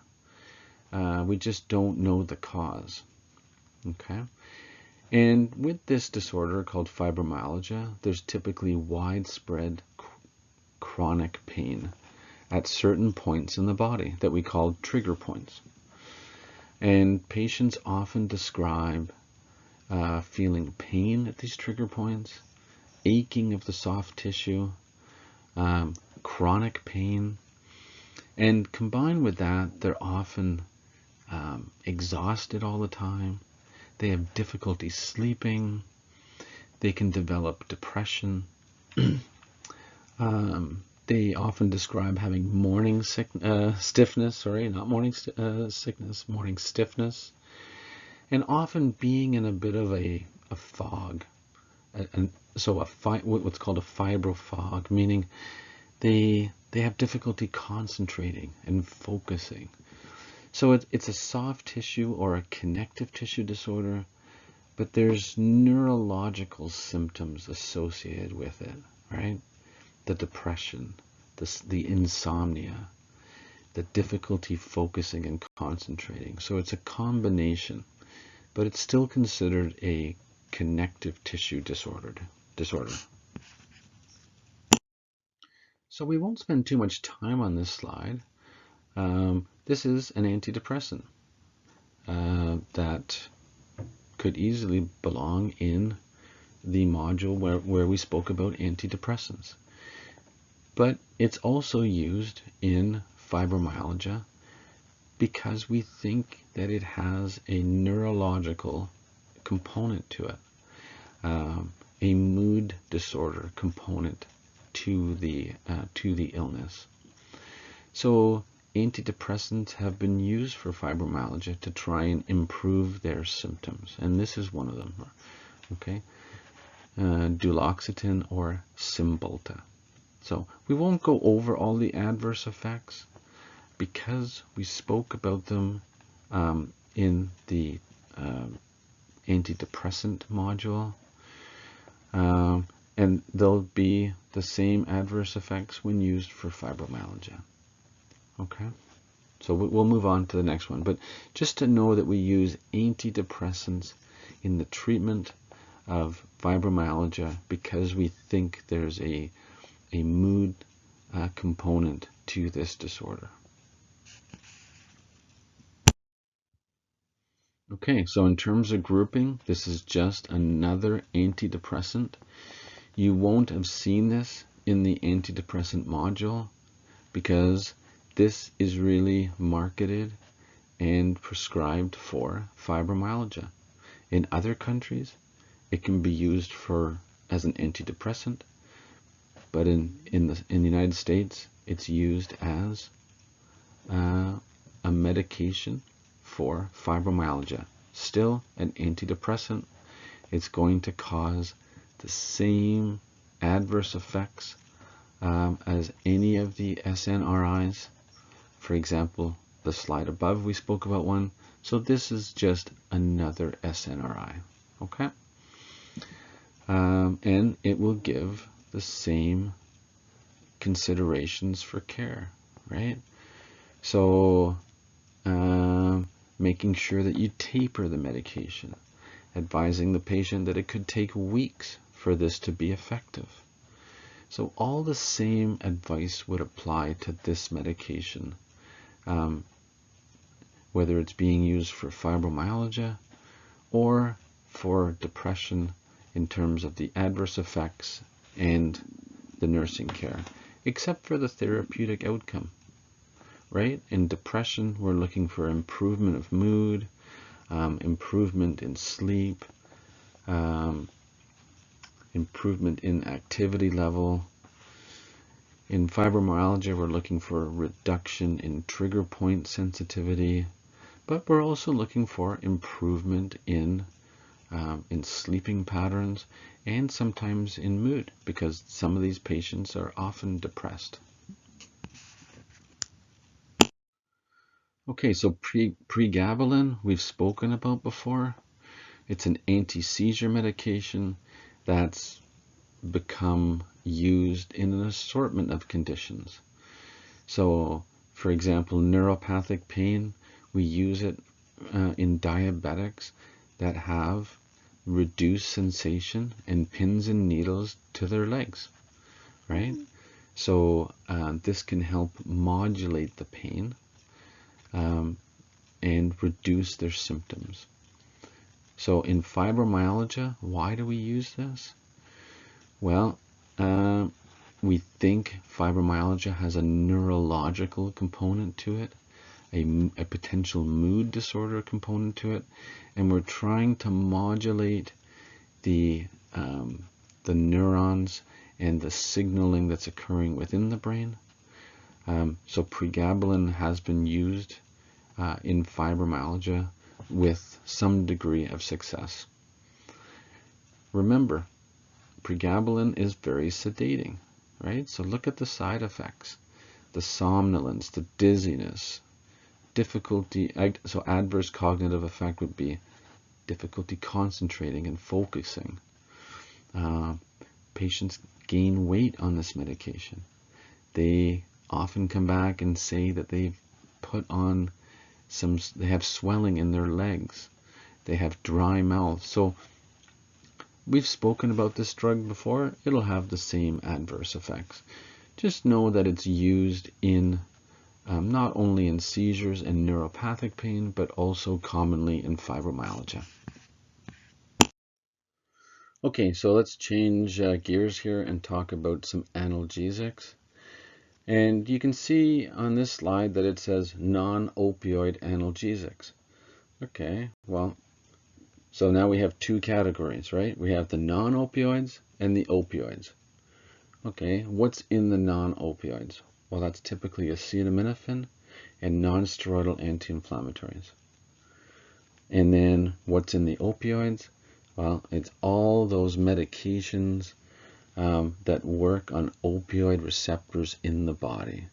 So whether it's morphine, codeine, hydromorphone, there's an assortment of them that we use and we'll talk about in the opioid group. And we've spoken about opioid medications in other modules as well. Okay, so here's just some definitions. So salicylates, that's the chemical family which aspirin belongs to. Analgesic, just the term meaning to relieve pain. Anti-inflammatory, the ability to decrease inflammation. Antipyretic, any medication that can lower fevers. So typically acetaminophen or NSAIDs, or aspirin, which is an NSAID. Suppression of platelet aggregation, so the ability to prevent and treat cardiovascular disorders, such as a heart attack, a myocardial infarction, or a stroke, by inhibiting the platelets from sticking to each other. And really we use aspirin for that, and other medications such as clopidogrel. But we're not talking about those here. But aspirin can reduce platelet aggregation, and so can any of the NSAIDs as well. Okay, and that's where some of the adverse effects will come in. Okay, so when we're talking about non-steroidal anti-inflammatory medications for either painful joints, swollen joints, or any inflammatory condition, they're all very similar, right? So whether it's aspirin or ibuprofen or diclofenac, naproxen, they all work very similarly. Okay, they inhibit an enzyme called cyclooxygenase, and by doing that, they reduce inflammation. Okay, now there's two cyclooxygenase enzymes. There's one called COX-1 and there's one called COX-2. And we'll talk about the slight differences and why why it's important a bit to know a bit about it. Okay, so what do they do? Non-steroidal anti-inflammatories, they suppress inflammation. They help with pain, so they're analgesics. They reduce fever, so they're antipyretics. And also, don't forget, they inhibit platelet function, so they can lead to potential bleeding. Okay? So let's just talk a bit more about common side effects to any of these drugs.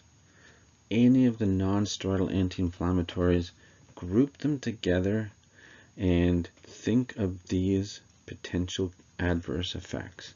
So definitely gastrointestinal discomfort. So patients often describe abdominal pain, irritation of the stomach because they inflame the gastric mucosa and lead to gastritis, which is inflammation of the stomach, or potentially even a peptic ulcer and bleeding. Okay? And some patients are at higher risk than others for these conditions, especially a peptic ulcer or gastritis. So if you're a heavy alcohol drinker, well, that's going to irritate the stomach along with the NSAID. Okay, so patients that are at risk for gastrointestinal ulcers or bleeding, NSAIDs are typically avoided because of the potential of creating a bleeding ulcer. Okay, now sometimes we'll add an antacid medication. I don't think we've spoken about them, but we'll add an antacid when we prescribe an NSAID to try and offset some of the stomach irritation that's caused by the NSAID. Okay?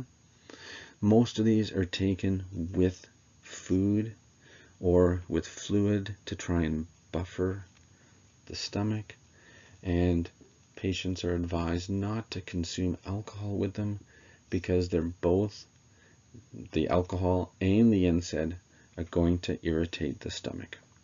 Okay? All NSAIDs reduce kidney function.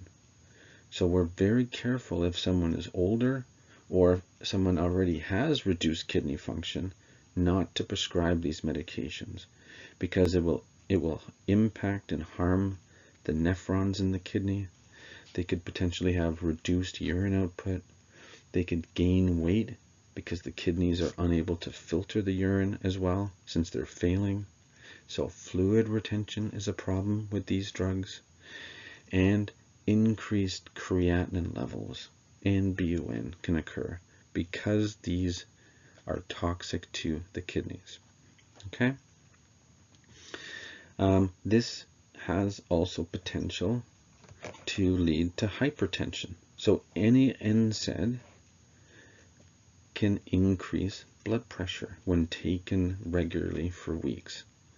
Okay, so because of that, we tell patients that have heart conditions not to stay on anti-inflammatories except for aspirin because of the potential to cause hypertension and lead to either a heart attack or a stroke.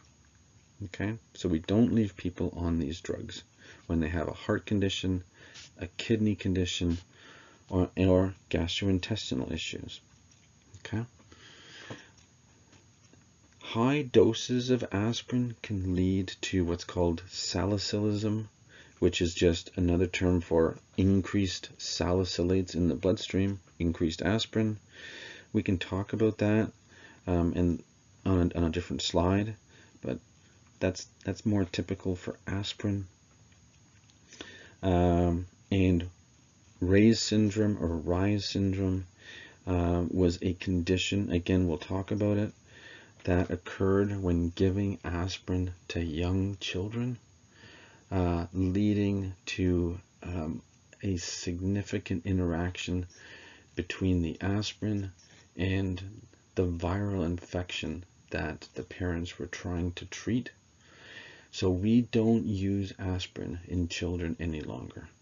Okay, So aspirin is not prescribed to children or used in children. Okay, so non-steroidal anti-inflammatories. How do we group them? Well, aspirin, which is salicylate, is the first one. Okay, so just see, when you see salicylate, you can just think aspirin. Ibuprofen and ibuprofen-like agents, well, they were basically all of the ones on the previous slide, such as ibuprofen, indomethacin, naproxen, diclofenac. They're all ibuprofen-like agents. And lastly, there's a medication that we'll talk about. It's an NSAID called a COX-2 inhibitor, so a cyclooxygenase 2 inhibitor called celecoxib. Why did we separate it here? Because when it first came out years ago, it was felt to have less of these adverse effects, such as gastrointestinal symptoms, renal injury, the potential to cause hypertension. As time has gone on, we've realized that they don't really have all of those beneficial effects, but we're going to talk about them because I think it's important just to know the theory behind the medication, and also just knowing that if you were asked a question about celecoxib, it would be a good idea to know the idea behind the drug was to reduce all of those NSAID side effects and still get all the benefits. This will make clear when we go over that slide. Okay, so aspirin. Well, probably the most common indication for aspirin is to inhibit platelets in patients with coronary artery disease, which is CAD, and in patients with previous strokes to try and prevent another one, right? So, I mean, we also give aspirin to patients that are actually having a heart attack, right? We give them, as they arrive with a heart attack, we give them aspirin in the emergency room. Aspirin can still be used to reduce a fever or to treat mild to moderate pain.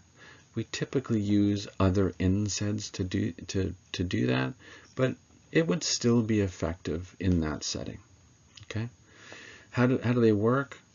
We'll come to a slide that this will be clarified on, but they inhibit both cyclooxygenase 1 and cyclooxygenase 2 enzymes, and they reduce prostaglandins. Okay, that will make more sense in an upcoming slide. What are the adverse effects?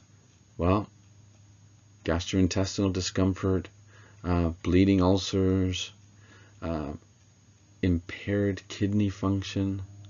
Remember, they inhibit platelets, so it can lead to bleeding, right? So gastrointestinal bleeding and ulcers, or any bleeding because the platelets are being affected.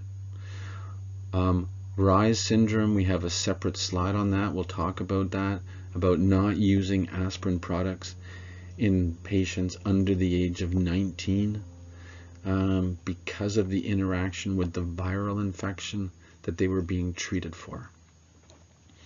And lastly, salicylism, we have a slide on that as well. Okay, so contraindications, well, hypertension, because typically high dose aspirin will lead to hypertension, but low dose that we use to try and prevent a heart attack or a stroke is just fine.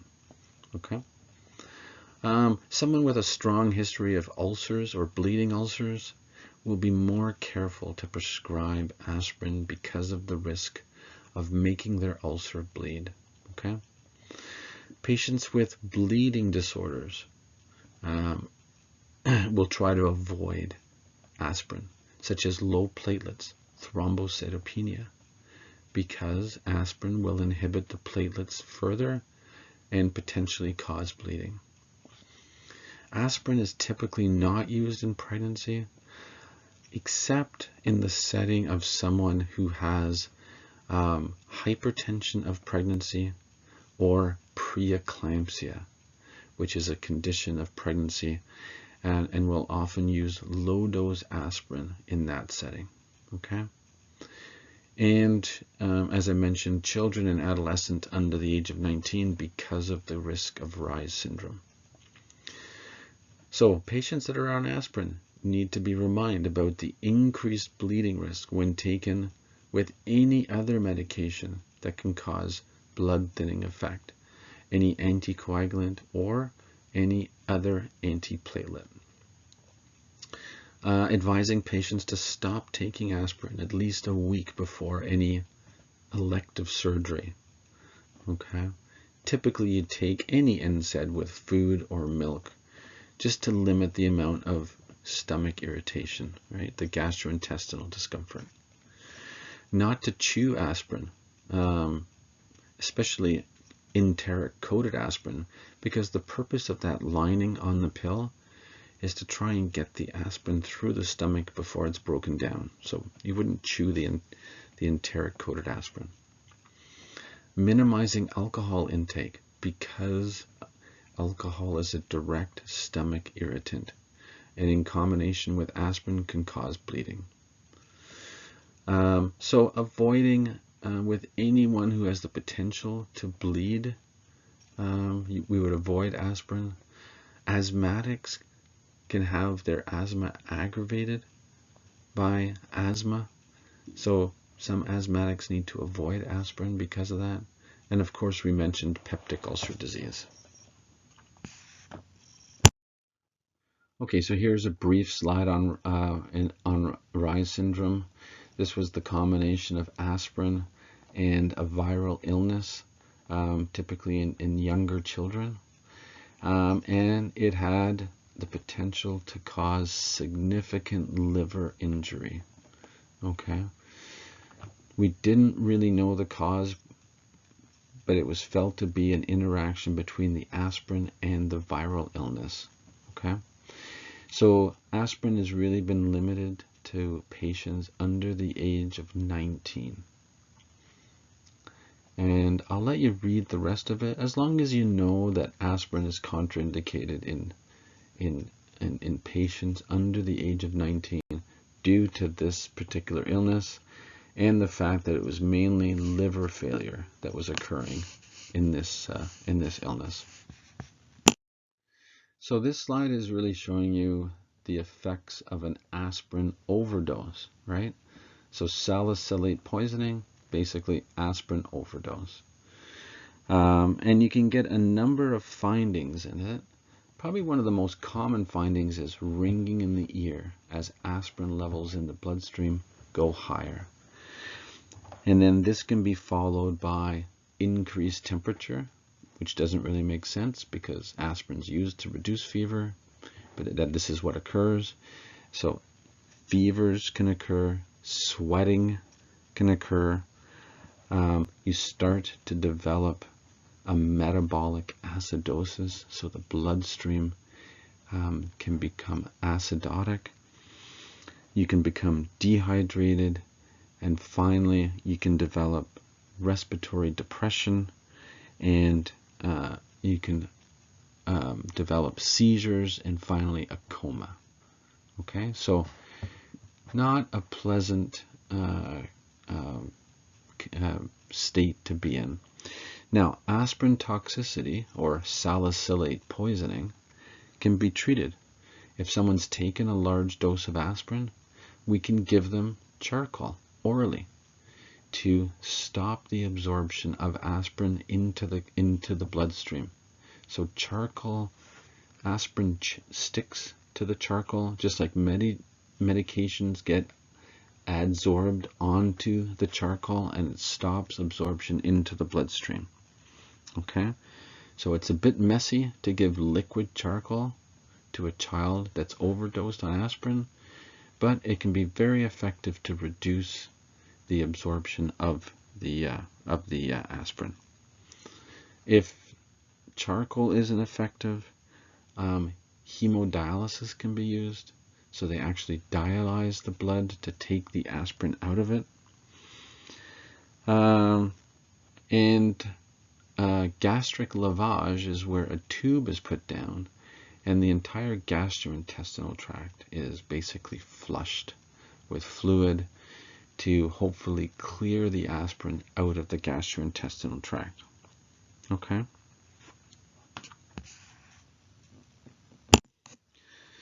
So I would see salicylism as just a gradual buildup of aspirin in the bloodstream. And this can occur in older patients that are taking large amounts of aspirin for, say, arthritis. And they often come in complaining that their ears are ringing, or they have dizziness, or they have increased sweating.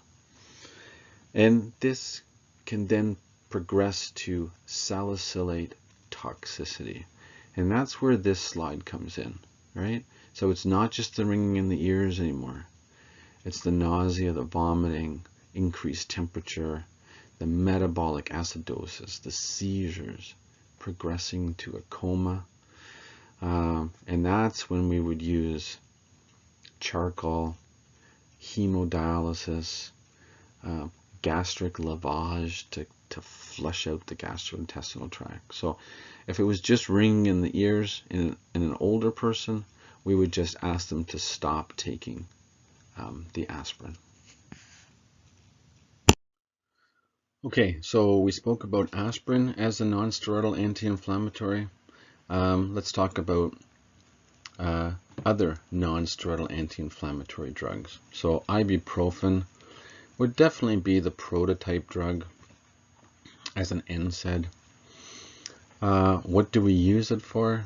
Well, to reduce fevers and to treat mild to moderate pain in an assortment of conditions, right? So it could be a headache. It could be from an injury. It could be from an inflammatory condition, such as rheumatoid arthritis. Or a non-inflammatory condition, such as osteoarthritis.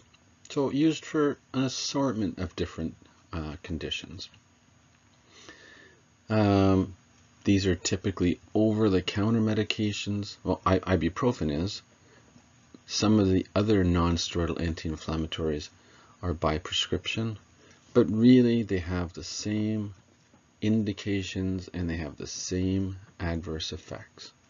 So just like when we were talking about glucocorticoids, they have the same indications no matter which one we're talking about, and they have the same adverse effects. So think of NSAIDs in the same way. Okay, once you know one, you probably know pretty well everything about all of them. Okay, so here's ibuprofen. You can see under similar, there's a whole bunch of them. Indomethacin, ketorolac, naproxen, diclofenac, meloxicam. They're all just different non-steroidal anti-inflammatories. For any inflammatory condition, for arthritis, fever, and any painful condition, right? So you have a painful tooth, sure, you can take ibuprofen or any of the other anti-inflammatories. You have gout, okay, you can use any of the anti-inflammatories to try and treat the acute gout flare-up.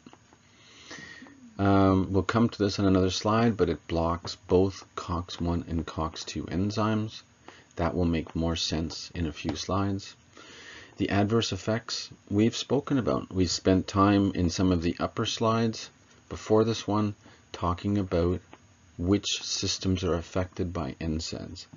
So if someone is taking an NSAID, think of gastrointestinal discomfort, gastrointestinal ulcers, harm to the kidney, increased risk of hypertension, so potential harm to the heart, or the potential for stroke because of the hypertension. And of course, peptic ulcer disease goes with its irritation of the stomach. So who would we avoid them in?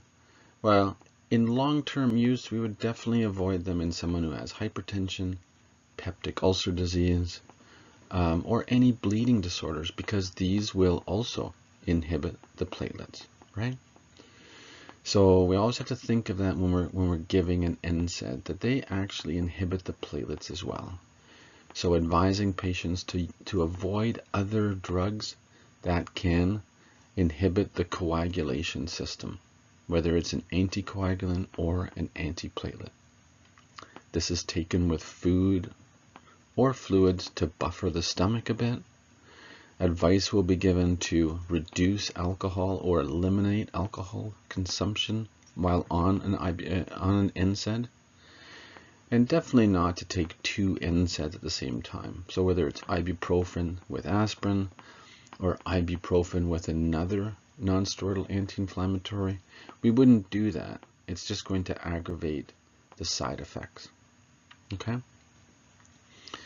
We won't talk about the ACE inhibitors and the ARBs right now. Those are blood pressure medications that we haven't come to. So I don't think there's any benefit to talking about the potential interaction there until we get to them later in this semester or even in next semester. Okay, so this is showing you where NSAIDs have their function. They can block cyclooxygenase 1 and cyclooxygenase 2. So they stop arachidonic acid from going down these 2 pathways. So when we talk about aspirin or any of the regular non-steroidal anti-inflammatories like ibuprofen, indomethacin, naproxen, they're COX-1 and COX-2 inhibitors. Okay, so they give you the effects that you want, like reduced inflammation, reduced pain, reduced fever, and even reduced platelet aggregation, right? So they are a bit of a blood thinner. So why do we take NSAIDs? Well, inflammation, pain, fever. Okay, so all of them do that, and so do the specific COX-2 inhibitors. So you can see on this slide that on the right, there is one drug called celecoxib that will inhibit just that one pathway. So it has less of an effect on the bad side effects that we see with NSAIDs. So if you look at the bottom left, it will preserve the gastric protection. It won't harm the kidneys as much. It won't irritate the breathing in asthmatics as much. It won't lead to hypertension as much. Okay?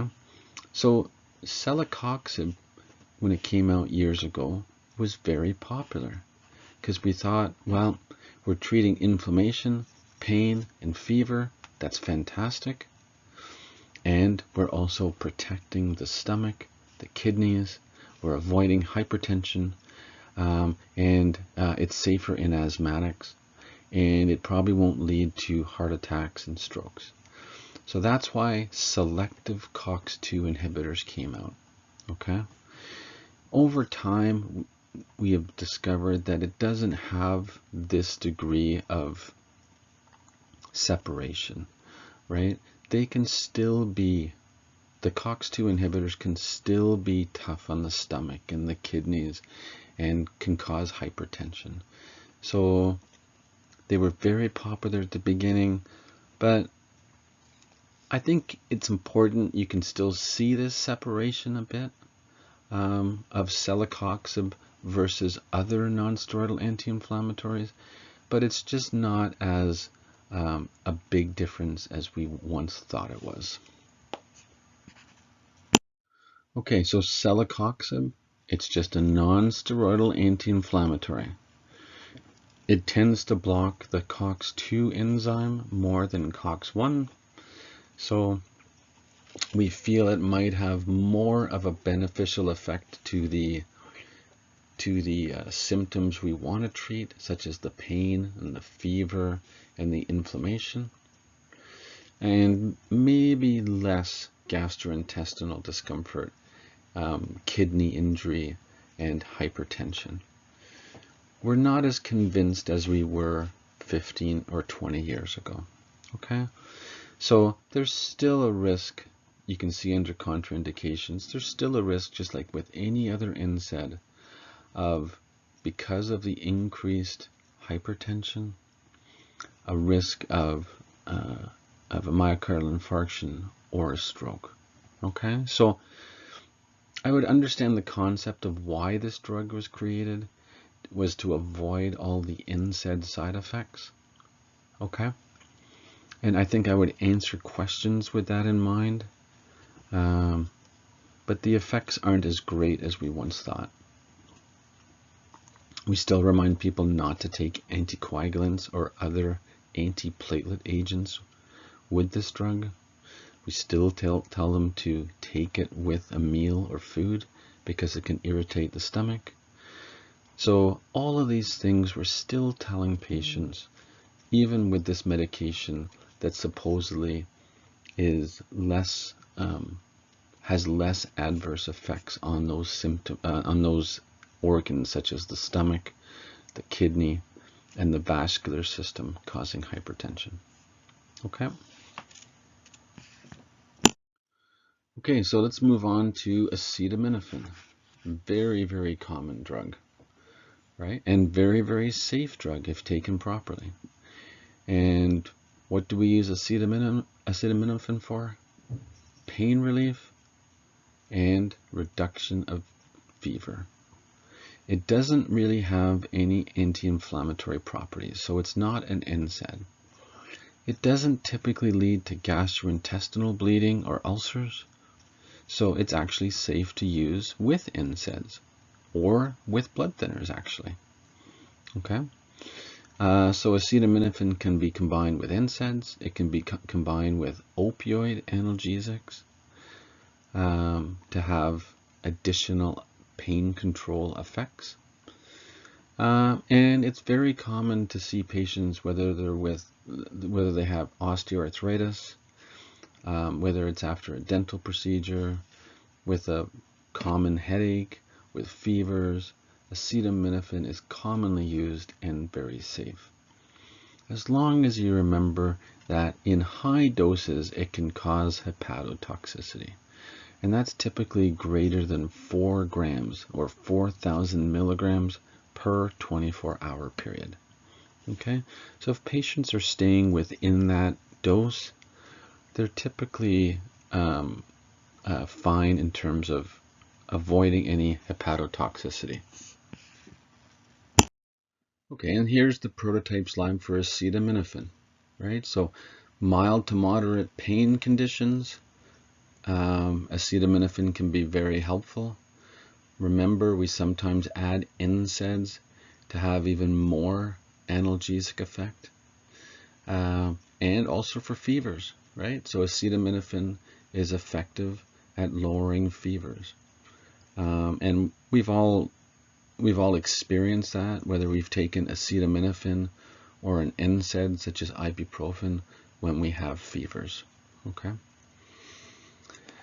Remember that it really doesn't have any anti-inflammatory effects compared to NSAIDs, right? And most of the adverse effects will be from inappropriate dosages.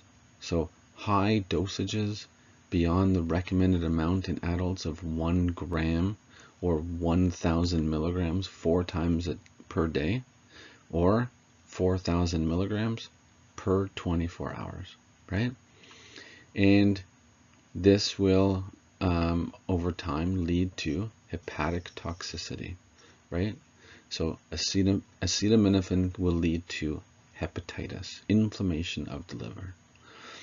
And typically the early symptoms of irritation of the liver will be nausea and vomiting, okay? Sometimes diarrhea as well.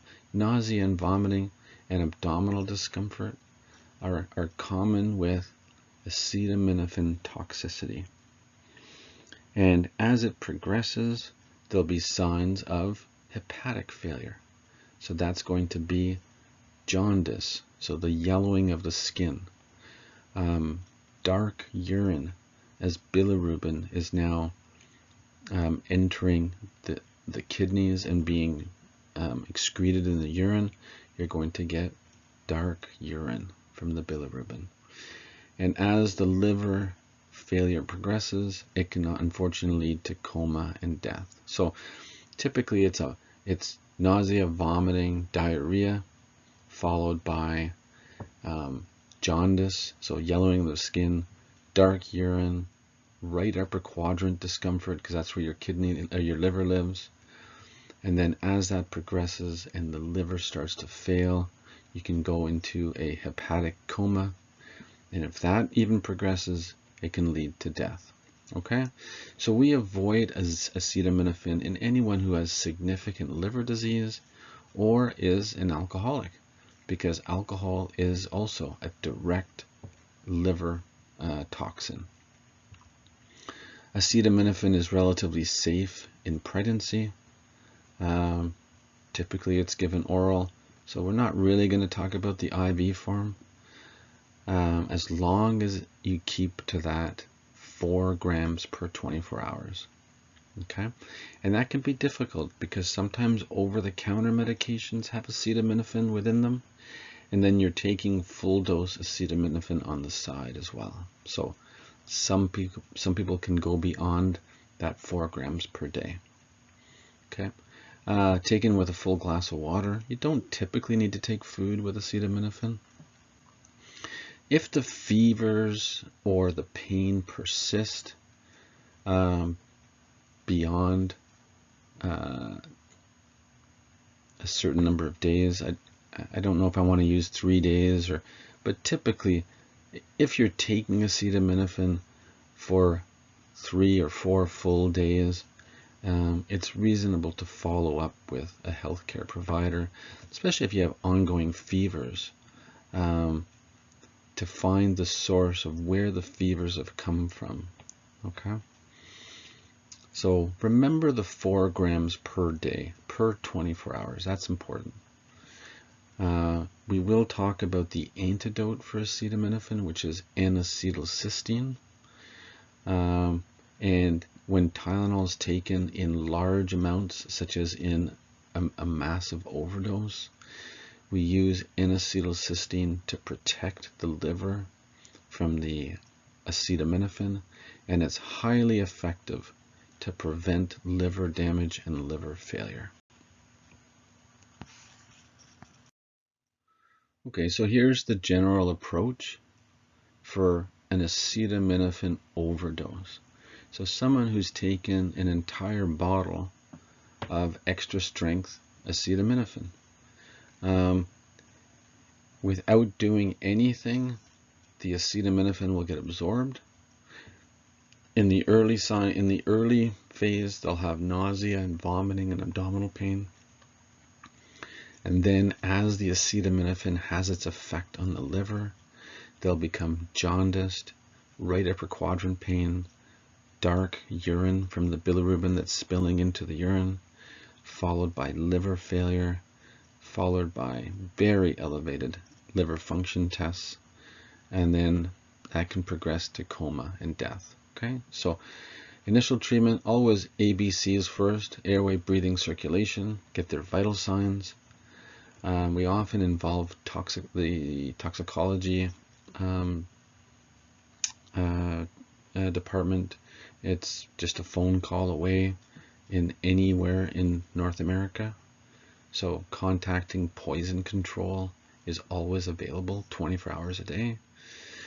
If the acetaminophen overdose has been within a few hours, we can give them activated charcoal to drink, which will stop the absorption of acetaminophen of getting into the bloodstream, which can be very effective, and will also start the antidote called N-acetylcysteine.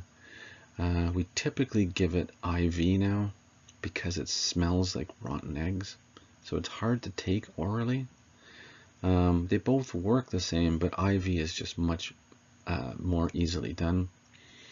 And it basically replenishes an enzyme in your liver that's very protective to the acetaminophen toxicity.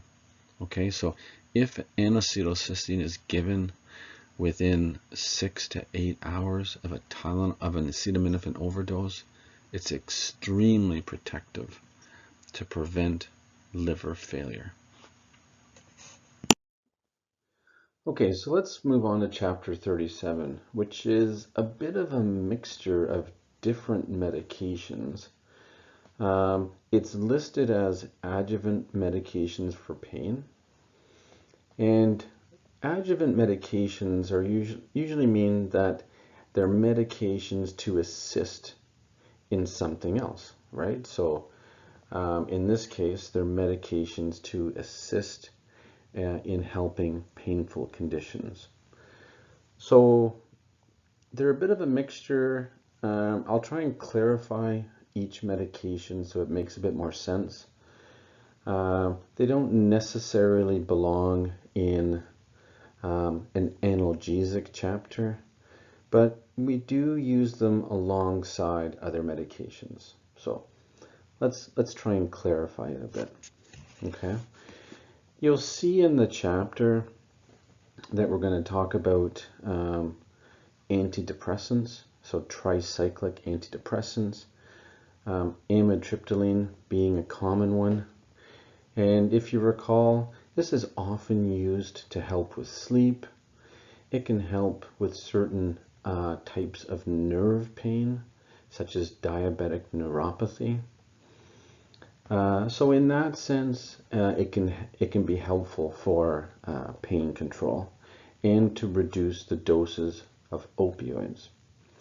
And the same would apply to certain anticonvulsants like carbamazepine and gabapentin.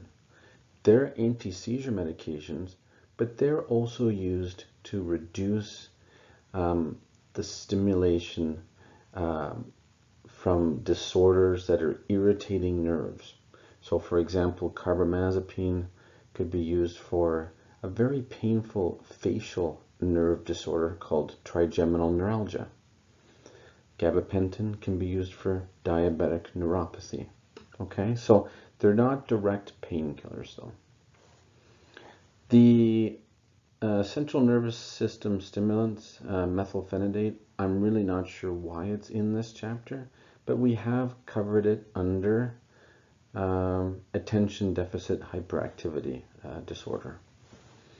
Hydroxyzine is an antihistamine, so we use it mainly for itchy disorders, right? So you have something that's caused you to be incredibly itchy, for example, an allergic reaction, we can use hydroxyzine.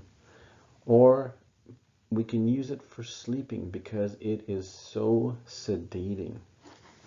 Okay, so it's like diphenhydramine but more sedating. So we can use it for sleeping. Glucocorticoids, well, we've spoken about those. And in this case, they're using dexamethasone. That's really the same as prednisone, right? So it's a powerful anti-inflammatory to reduce swelling or inflammation.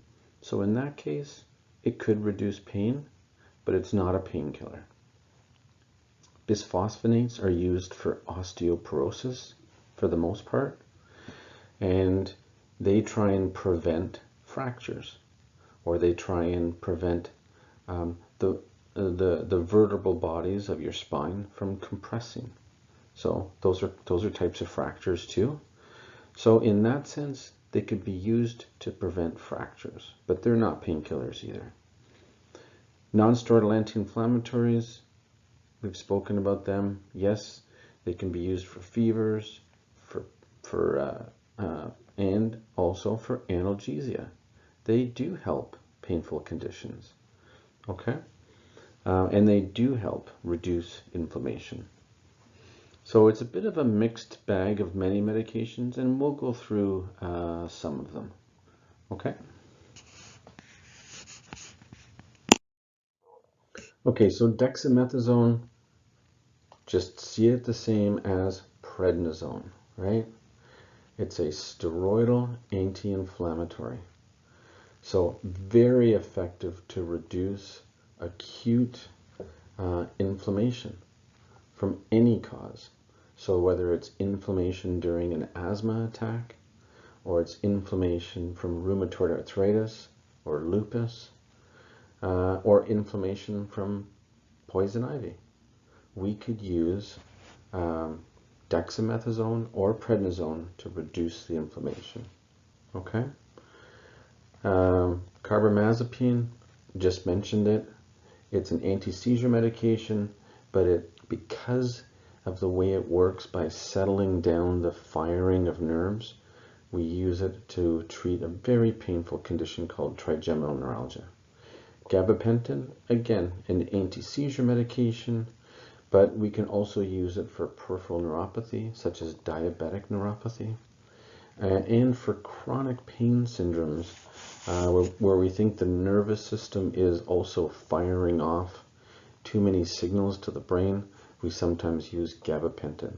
Again, an example would be diabetic neuropathy. Okay, so adjuvant analgesics are medications that have no pain relieving activity by themselves, but can help analgesics such as opioids or non-opioids such as acetaminophen or NSAIDs. Okay, so when pain is not controlled, say with an opioid, then these can be added. So for example, low back pain. Okay, so if someone's taking acetaminophen and opioids for low back pain, sometimes we'll add a medication such as amitriptyline for their low back pain to see if some of it is just abnormal nerves that are firing to the brain and causing more pain. Okay, so they're just in addition to. Adjuvant just means in addition to. Okay, and these are some of the ones that I've just mentioned. So antidepressants, okay, amitriptyline, anti-seizure medications, that's your carbamazepine or gabapentin, or pregabalin could be used for diabetic neuropathy. Anti-inflammatory drugs such as ibuprofen, diclofenac, naproxen, they could be added to opioids, but they also have some pain relieving effects in themselves. Okay. Corticosteroids we just spoke about, prednisone, dexamethasone. Okay. So typically these medications, whether it's an antidepressant or an anti-seizure or an anti-inflammatory, they're dosed on regular schedules. They're not as needed, right? So if you're taking, say, amitriptyline for diabetic neuropathy, you're taking it daily, regularly, to try and help the symptoms of painful legs and the numbness and tingling that people get alongside with the pain. Okay, so just see it as adjuvant, meaning in addition to the analgesics. Okay, so amitriptyline, so a tricyclic antidepressant. So it originally came out as an antidepressant. We use it less and less for depression because we have SSRIs such as fluoxetine or SNRIs such as venlafaxine, and we really don't use the TCAs as common anymore.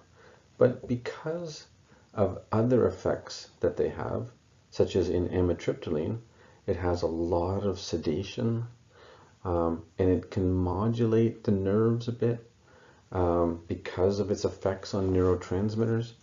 It's used to help sleep sometimes, and it's used to help fibromyalgia and chronic pain syndromes. So in that sense, it's used in addition to pain medications. Okay. The adverse effects we've covered before. It's very anticholinergic. So if you can think of the anticholinergic side effects, right? Dry mouth, blurry vision, over sedation, constipation, urinary retention, and tachycardia, and orthostatic hypotension. So when someone stands up too quickly, their blood pressure drops a bit. Okay, so anticholinergic.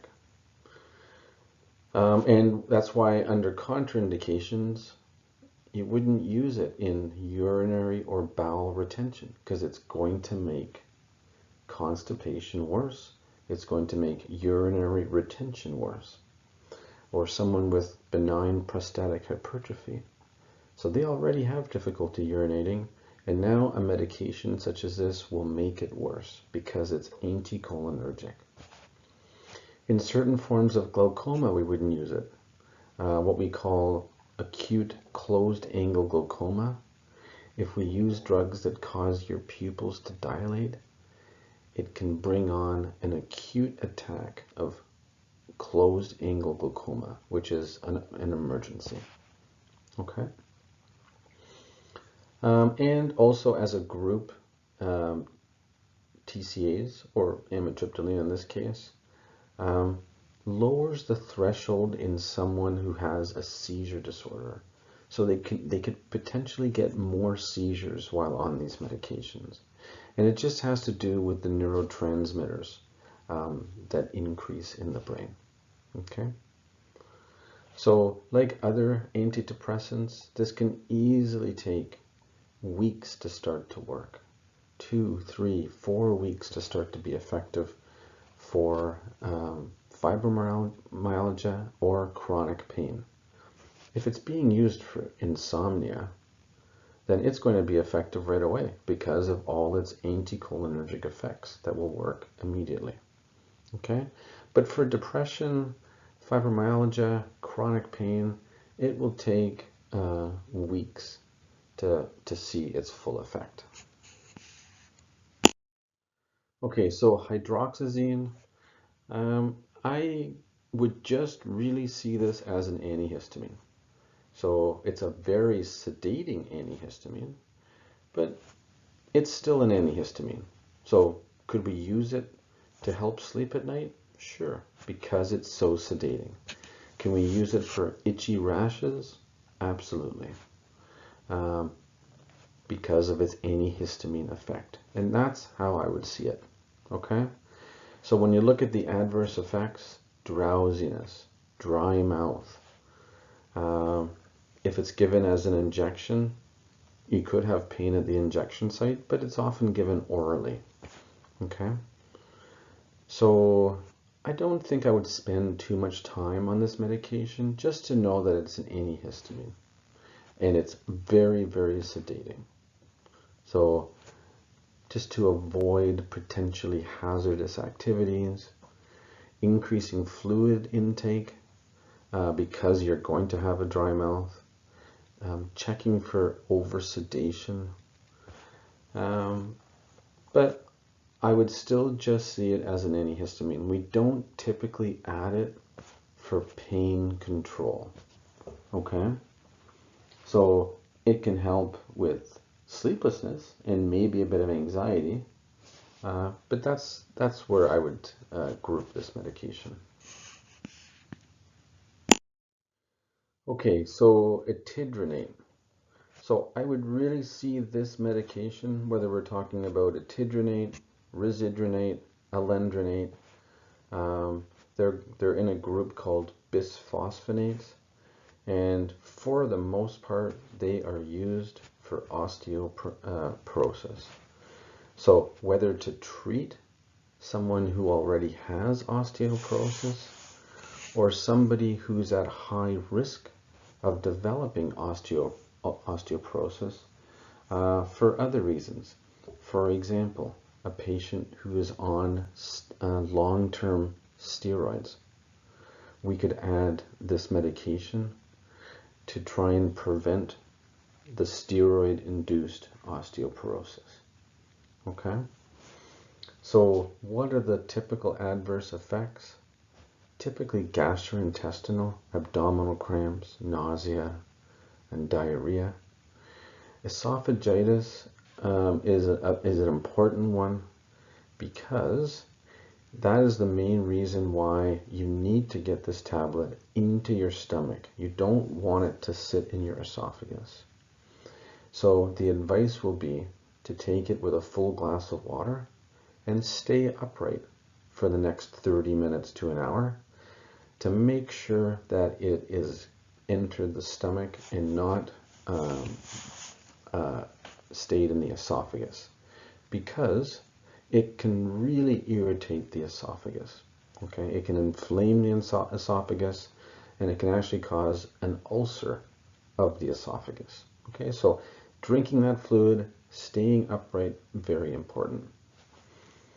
Usually recommended to avoid food, antacids, vitamins when you take this medication. Okay? And often it's suggested to take calcium and vitamin D along with the ethidronate, because those are also bone building. Well, calcium's a mineral and vitamin D is vitamin. So to maintain bone health. Okay. So I think it might be grouped here since by preventing fractures, by maintaining bone health and keeping the bones strong, maybe that will help reduce pain since you've avoided a fracture. So I wouldn't really see it as a medication used to add to opioids. It really is a medication that we use for osteoporosis. Okay, in this next chapter, we're going to spend some time talking about migraine headaches. We think these headaches are caused by inflammation and vasoconstriction and vasodilation of the blood vessels in the brain. Okay, so there are a group of medications that we can use to try and treat someone who has a migraine headache now. So those would be what would be called abortive medications, meaning to abort the migraine headache. And then we can use other groups of medications to try and prevent migraine headaches coming in the first place. So especially someone who is getting recurrent migraine headaches. Okay? So, I mean, typically for someone who has a migraine headache, they will have tried medications at home, such as non-steroidal anti-inflammatories or acetaminophen, which are really medications for any pain condition. And then there's more specific migraine analgesics that try to address the issue with the blood vessels and how they create this throbbing headache known as a migraine headache. And we'll talk about some of those drugs. Okay. So let's move on to the next slide here. Okay, so migraine headaches are one of two very common headaches, right? So migraine headaches and tension headaches. And we'll talk about tension headaches in another module. Migraine headaches are usually unilateral, so one-sided, and they're throbbing or pulsating. That's due to the blood vessel that's vasodilating. And they're often associated with nausea and vomiting and sensitivity to light or sounds. Okay? Often people get what's called an aura, which is the symptom that occurs before the headache starts. So, for example, it could be flashing lights in your vision. It could be a blind spot in your vision. It could be tingling or weakness of an arm. In fact, some people present with stroke-like symptoms where they can't move their arm or their leg. And if someone presents for the first time like that, we're going to treat them as a potential stroke until a stroke has been ruled out, and then we suspect that it could be a migraine headache. Okay? And they're very recurrent headaches. So it's not like you get one and then you're finished with them. They're recurrent throughout life. And often there's a family history of someone else, your mother, your father, also having migraine headaches. Okay, so this slide's just showing you some characteristics of a migraine headache. I think it's worthwhile going through it. I know there's no medication on this, but it's going to help you later on when headaches are discussed, tension versus migraine. So it's a good idea to have a bit of a feel for these conditions. So this particular headache can last hours to days. Often the patient is telling you the history that fits with the migraine headache. There is no lab test for this. It can occur any time of the day, really. It's typically unilateral, so one-sided. And the average person can have anywhere from 1 headache per month to 5 migraines per month. So it's variable. Okay? And the most common descriptors of the type of pain is a throbbing, pulsating headache. And as I mentioned before, they're typically light sensitive and sound sensitive. Okay? Often starts in your teenage years or your early 20s. More common in women than in men. I mentioned before there's typically a family history. And look at the associated symptoms, the nausea, often vomiting as well. Photophobia, which is that light sensitivity. Phonophobia is hearing sensitivity. They don't have to be there, but they're often some of them are with the headache. Okay? Some women can get migraine headaches that are associated with their periods. So every month they get an associated migraine headache.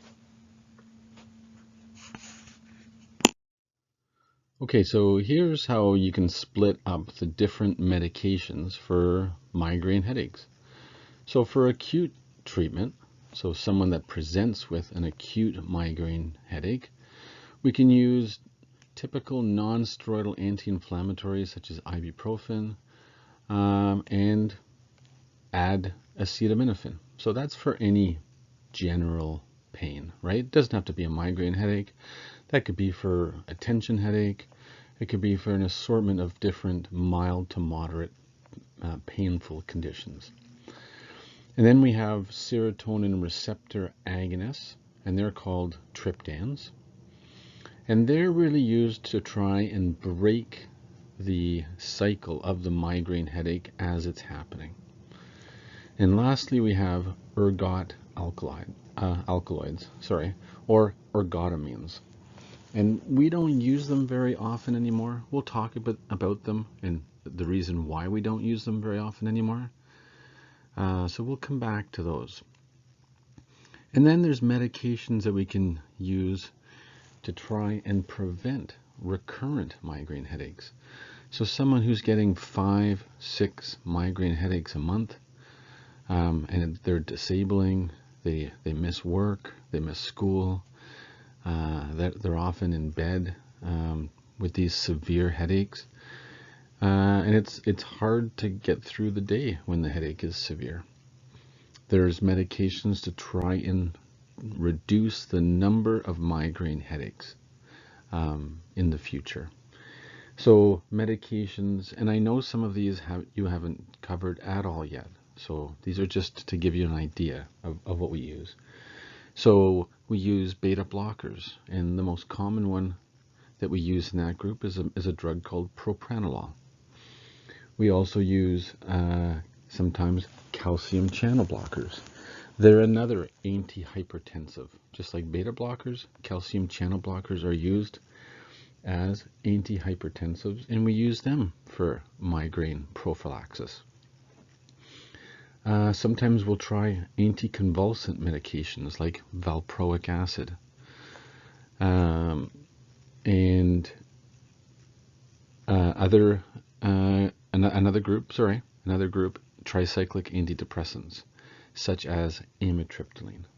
Okay, so you may have heard of some of these, whether it's in the antidepressant group or the anticonvulsant group. Anticonvulsants, again, valproic acid can be tried. Sometimes gabapentin can be tried. So just an assortment of different medications. And lastly, estrogens can be tried if it's felt to be hormonally related migraine headaches in women. So a migraine headache is felt to be what we call a vascular headache. We think that it's related to an initial vasoconstriction in parts of the brain. And when you get vasoconstriction, meaning narrowing of some of the blood vessels in the brain, that's the part that gives you your aura. So a bit of loss of vision, maybe a bit of weakness or numbness to an arm or leg. That's the vasoconstriction. And then followed by vasodilation. And that gives you the throbbing, pulsating, unilateral headache. Okay? So because we really think that they're vascular in nature, a lot of these medications address the blood vessels. Okay? So for example, this group, the triptan group, and there's a number of them in this group, and they all do the same thing. They all have the same action, and they're all used to try and break or abort the migraine headache. Okay? What are the adverse effects of these medications? Well, first of all, let's talk about how they work. So in order to try and relieve the pounding headache, these act on serotonin receptors, and they help vasoconstriction.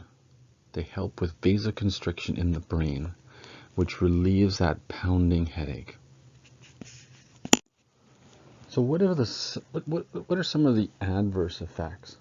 Well, some people report chest pressure, and it's not necessarily from the heart, but sometimes it's difficult to distinguish.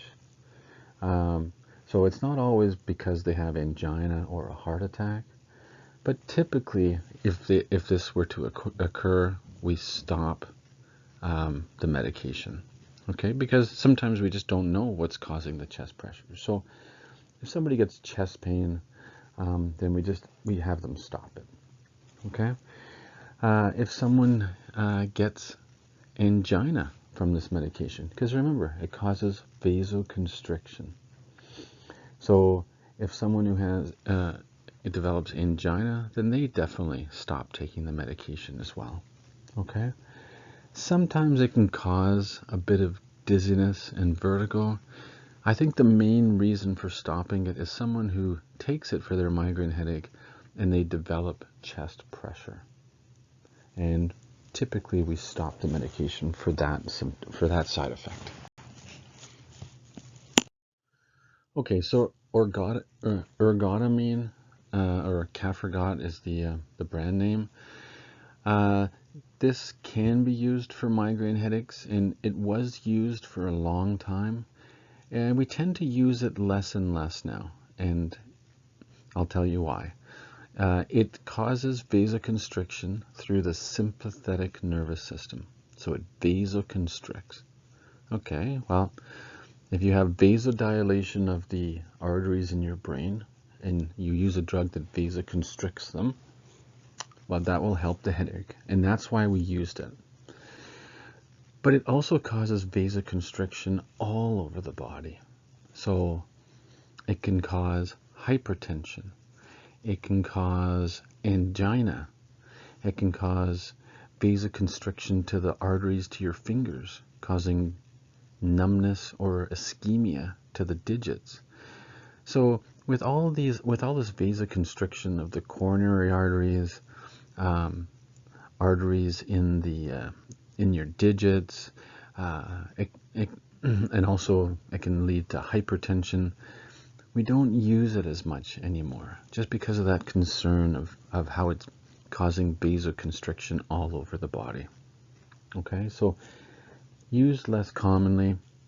Maybe just recognize it as a migraine headache medication and how it works in terms of just causes some vasoconstriction. We definitely wouldn't use it in pregnancy because it causes vasoconstriction. And if someone were to get numbness or tingling to their fingers or toes, we wouldn't use it again because we wouldn't consider that safe. So this is really just used for an acute migraine headache to try and stop that pulsating headache from the vasoconstriction. But again, used much less commonly since we have triptan medications that came out after this group.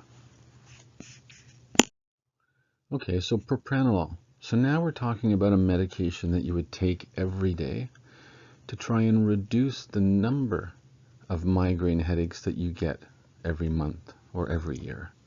Okay, so it's a daily medication. This is a beta blocker, so it's also an antihypertensive.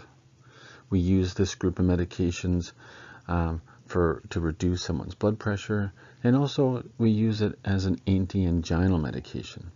I know we haven't covered that topic yet, but in this particular module we're talking about it for migraine headaches. So beta blockers as a group, they cause many of these adverse effects. So because they tend to, they slow down your heart is how they work. They block the sympathetic system to your heart and other parts of the body. So they cause fatigue. They can cause depression. They can aggravate asthma through blocking the beta receptors in the lungs. If we haven't covered that yet, don't worry. It gets covered later in another module. But by blocking the sympathetic system in the heart, you get bradycardia. And you can actually get hypotension because of the slowing of the heart. You can develop hypotension. So we wouldn't use this medication for any condition if someone had a very slow heart rate, bradycardia, or if they had some kind of heart block, meaning the conduction of the nerves in the heart are not normal. So of course a beta blocker would affect them even more. We wouldn't use this in an asthmatic or in someone with heart failure. If you don't understand those concepts yet, that's fine because they don't get covered until next semester. So when someone is taking propranolol for a migraine headache, it is always a good idea to check their pulse, to check their blood pressure, because it lowers blood pressure and it slows down your heart. Okay? So just a bit of an explanation there. Well, we just included this slide as an interest slide. So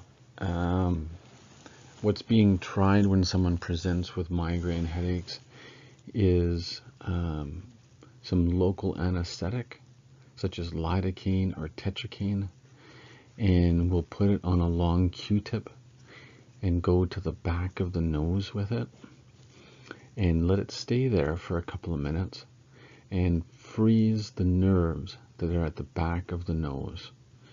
So why do we do that? Because there's a group of nerves at the back of the nose that when they're numb, they can break the cycle of a migraine headache. So that's one of the attempts that are sometimes used to try and stop a migraine headache, and it's very simple, right? It's just a bit of lidocaine or tetracaine on a Q-tip that goes to the back of the nose to numb the nerves. So that's more of an interest than anything else. So you can ignore this slide in terms of the test or anything else. Okay, so we're almost to the end here. Let's just talk briefly about osteoarthritis, which is the wear and tear arthritis of any joint.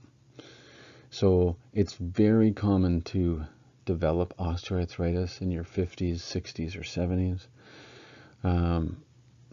As you can see here, over the age of 75, 50% of patients, it's probably greater than that, have osteoarthritis. And it can definitely result in long-term disability, right? The ability to perform your activities of daily living, chronic pain, knee replacements, hip replacements, because the joint is worn out. The cartilage is worn down, and when the cartilage is worn down, the bones are basically moving against each other, which is very painful. It's not an inflammatory arthritis, such as rheumatoid arthritis, or even the arthritis associated with lupus. So here's the difference between a healthy joint on the left and an osteoarthritic knee joint on the right. And you can see that the cartilage is severely worn down. The bones are not nice and smooth underneath any longer. And you can imagine how painful it would be to be walking on that knee. The same thing can occur in your hip or really any other joint, but they're most common. Osteoarthritis is most common in the weight-bearing joints of your body. So the hip, the knee, the ankle, and sometimes you can get it also in your hand joints as well.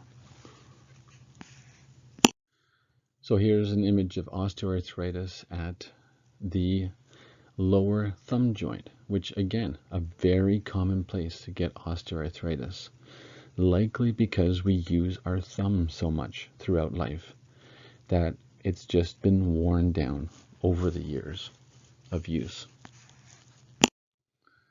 So here's a bit of the pathophysiology, and we'll talk a bit about the pharmacology as well. So a progressive degenerative joint disease. So for example, if you damaged your joint early in adulthood or in childhood, if you had a significant joint injury, then you're at risk for osteoarthritis at an earlier age. But really anybody's at risk for osteoarthritis as they get into their 60s or 70s. There's a breakdown of the articular cartilage, that nice smooth cartilage that lines the joint.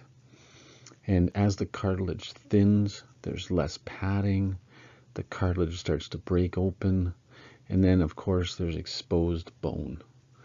And that's where the bone becomes all craggly. It forms cysts and spurs, which are just little outpouchings of the bones. And the joint becomes very painful. Again, it's not an inflammatory arthritis at all. So the typical onset with osteoarthritis is gradual as we age, unless of course there's been a previous joint injury that makes you at risk for developing osteoarthritis at an earlier age. And typically there's pain and stiffness as you use the joint throughout the day. So it's better in the morning, worse in the evening. And as the arthritis progresses, you have reduced range of motion. of the joint. So that's why with arthritis, and in this case osteoarthritis, maintaining range of motion, very important, just like it was in rheumatoid arthritis. Going for walks, which maintains the muscles around the joints and also uses the joint. A joint never likes when it's not used, okay? It'll get more and more stiff. And then non-impact aerobics, so going for a run wouldn't be a good idea because that is impact aerobics. So something like bicycling, something that isn't putting a lot of stress or repeated impact on the damaged joint already. Okay, in terms of pharmacotherapy, most people will get by with acetaminophen and a non-steroidal anti-inflammatory, and they can be used in combination.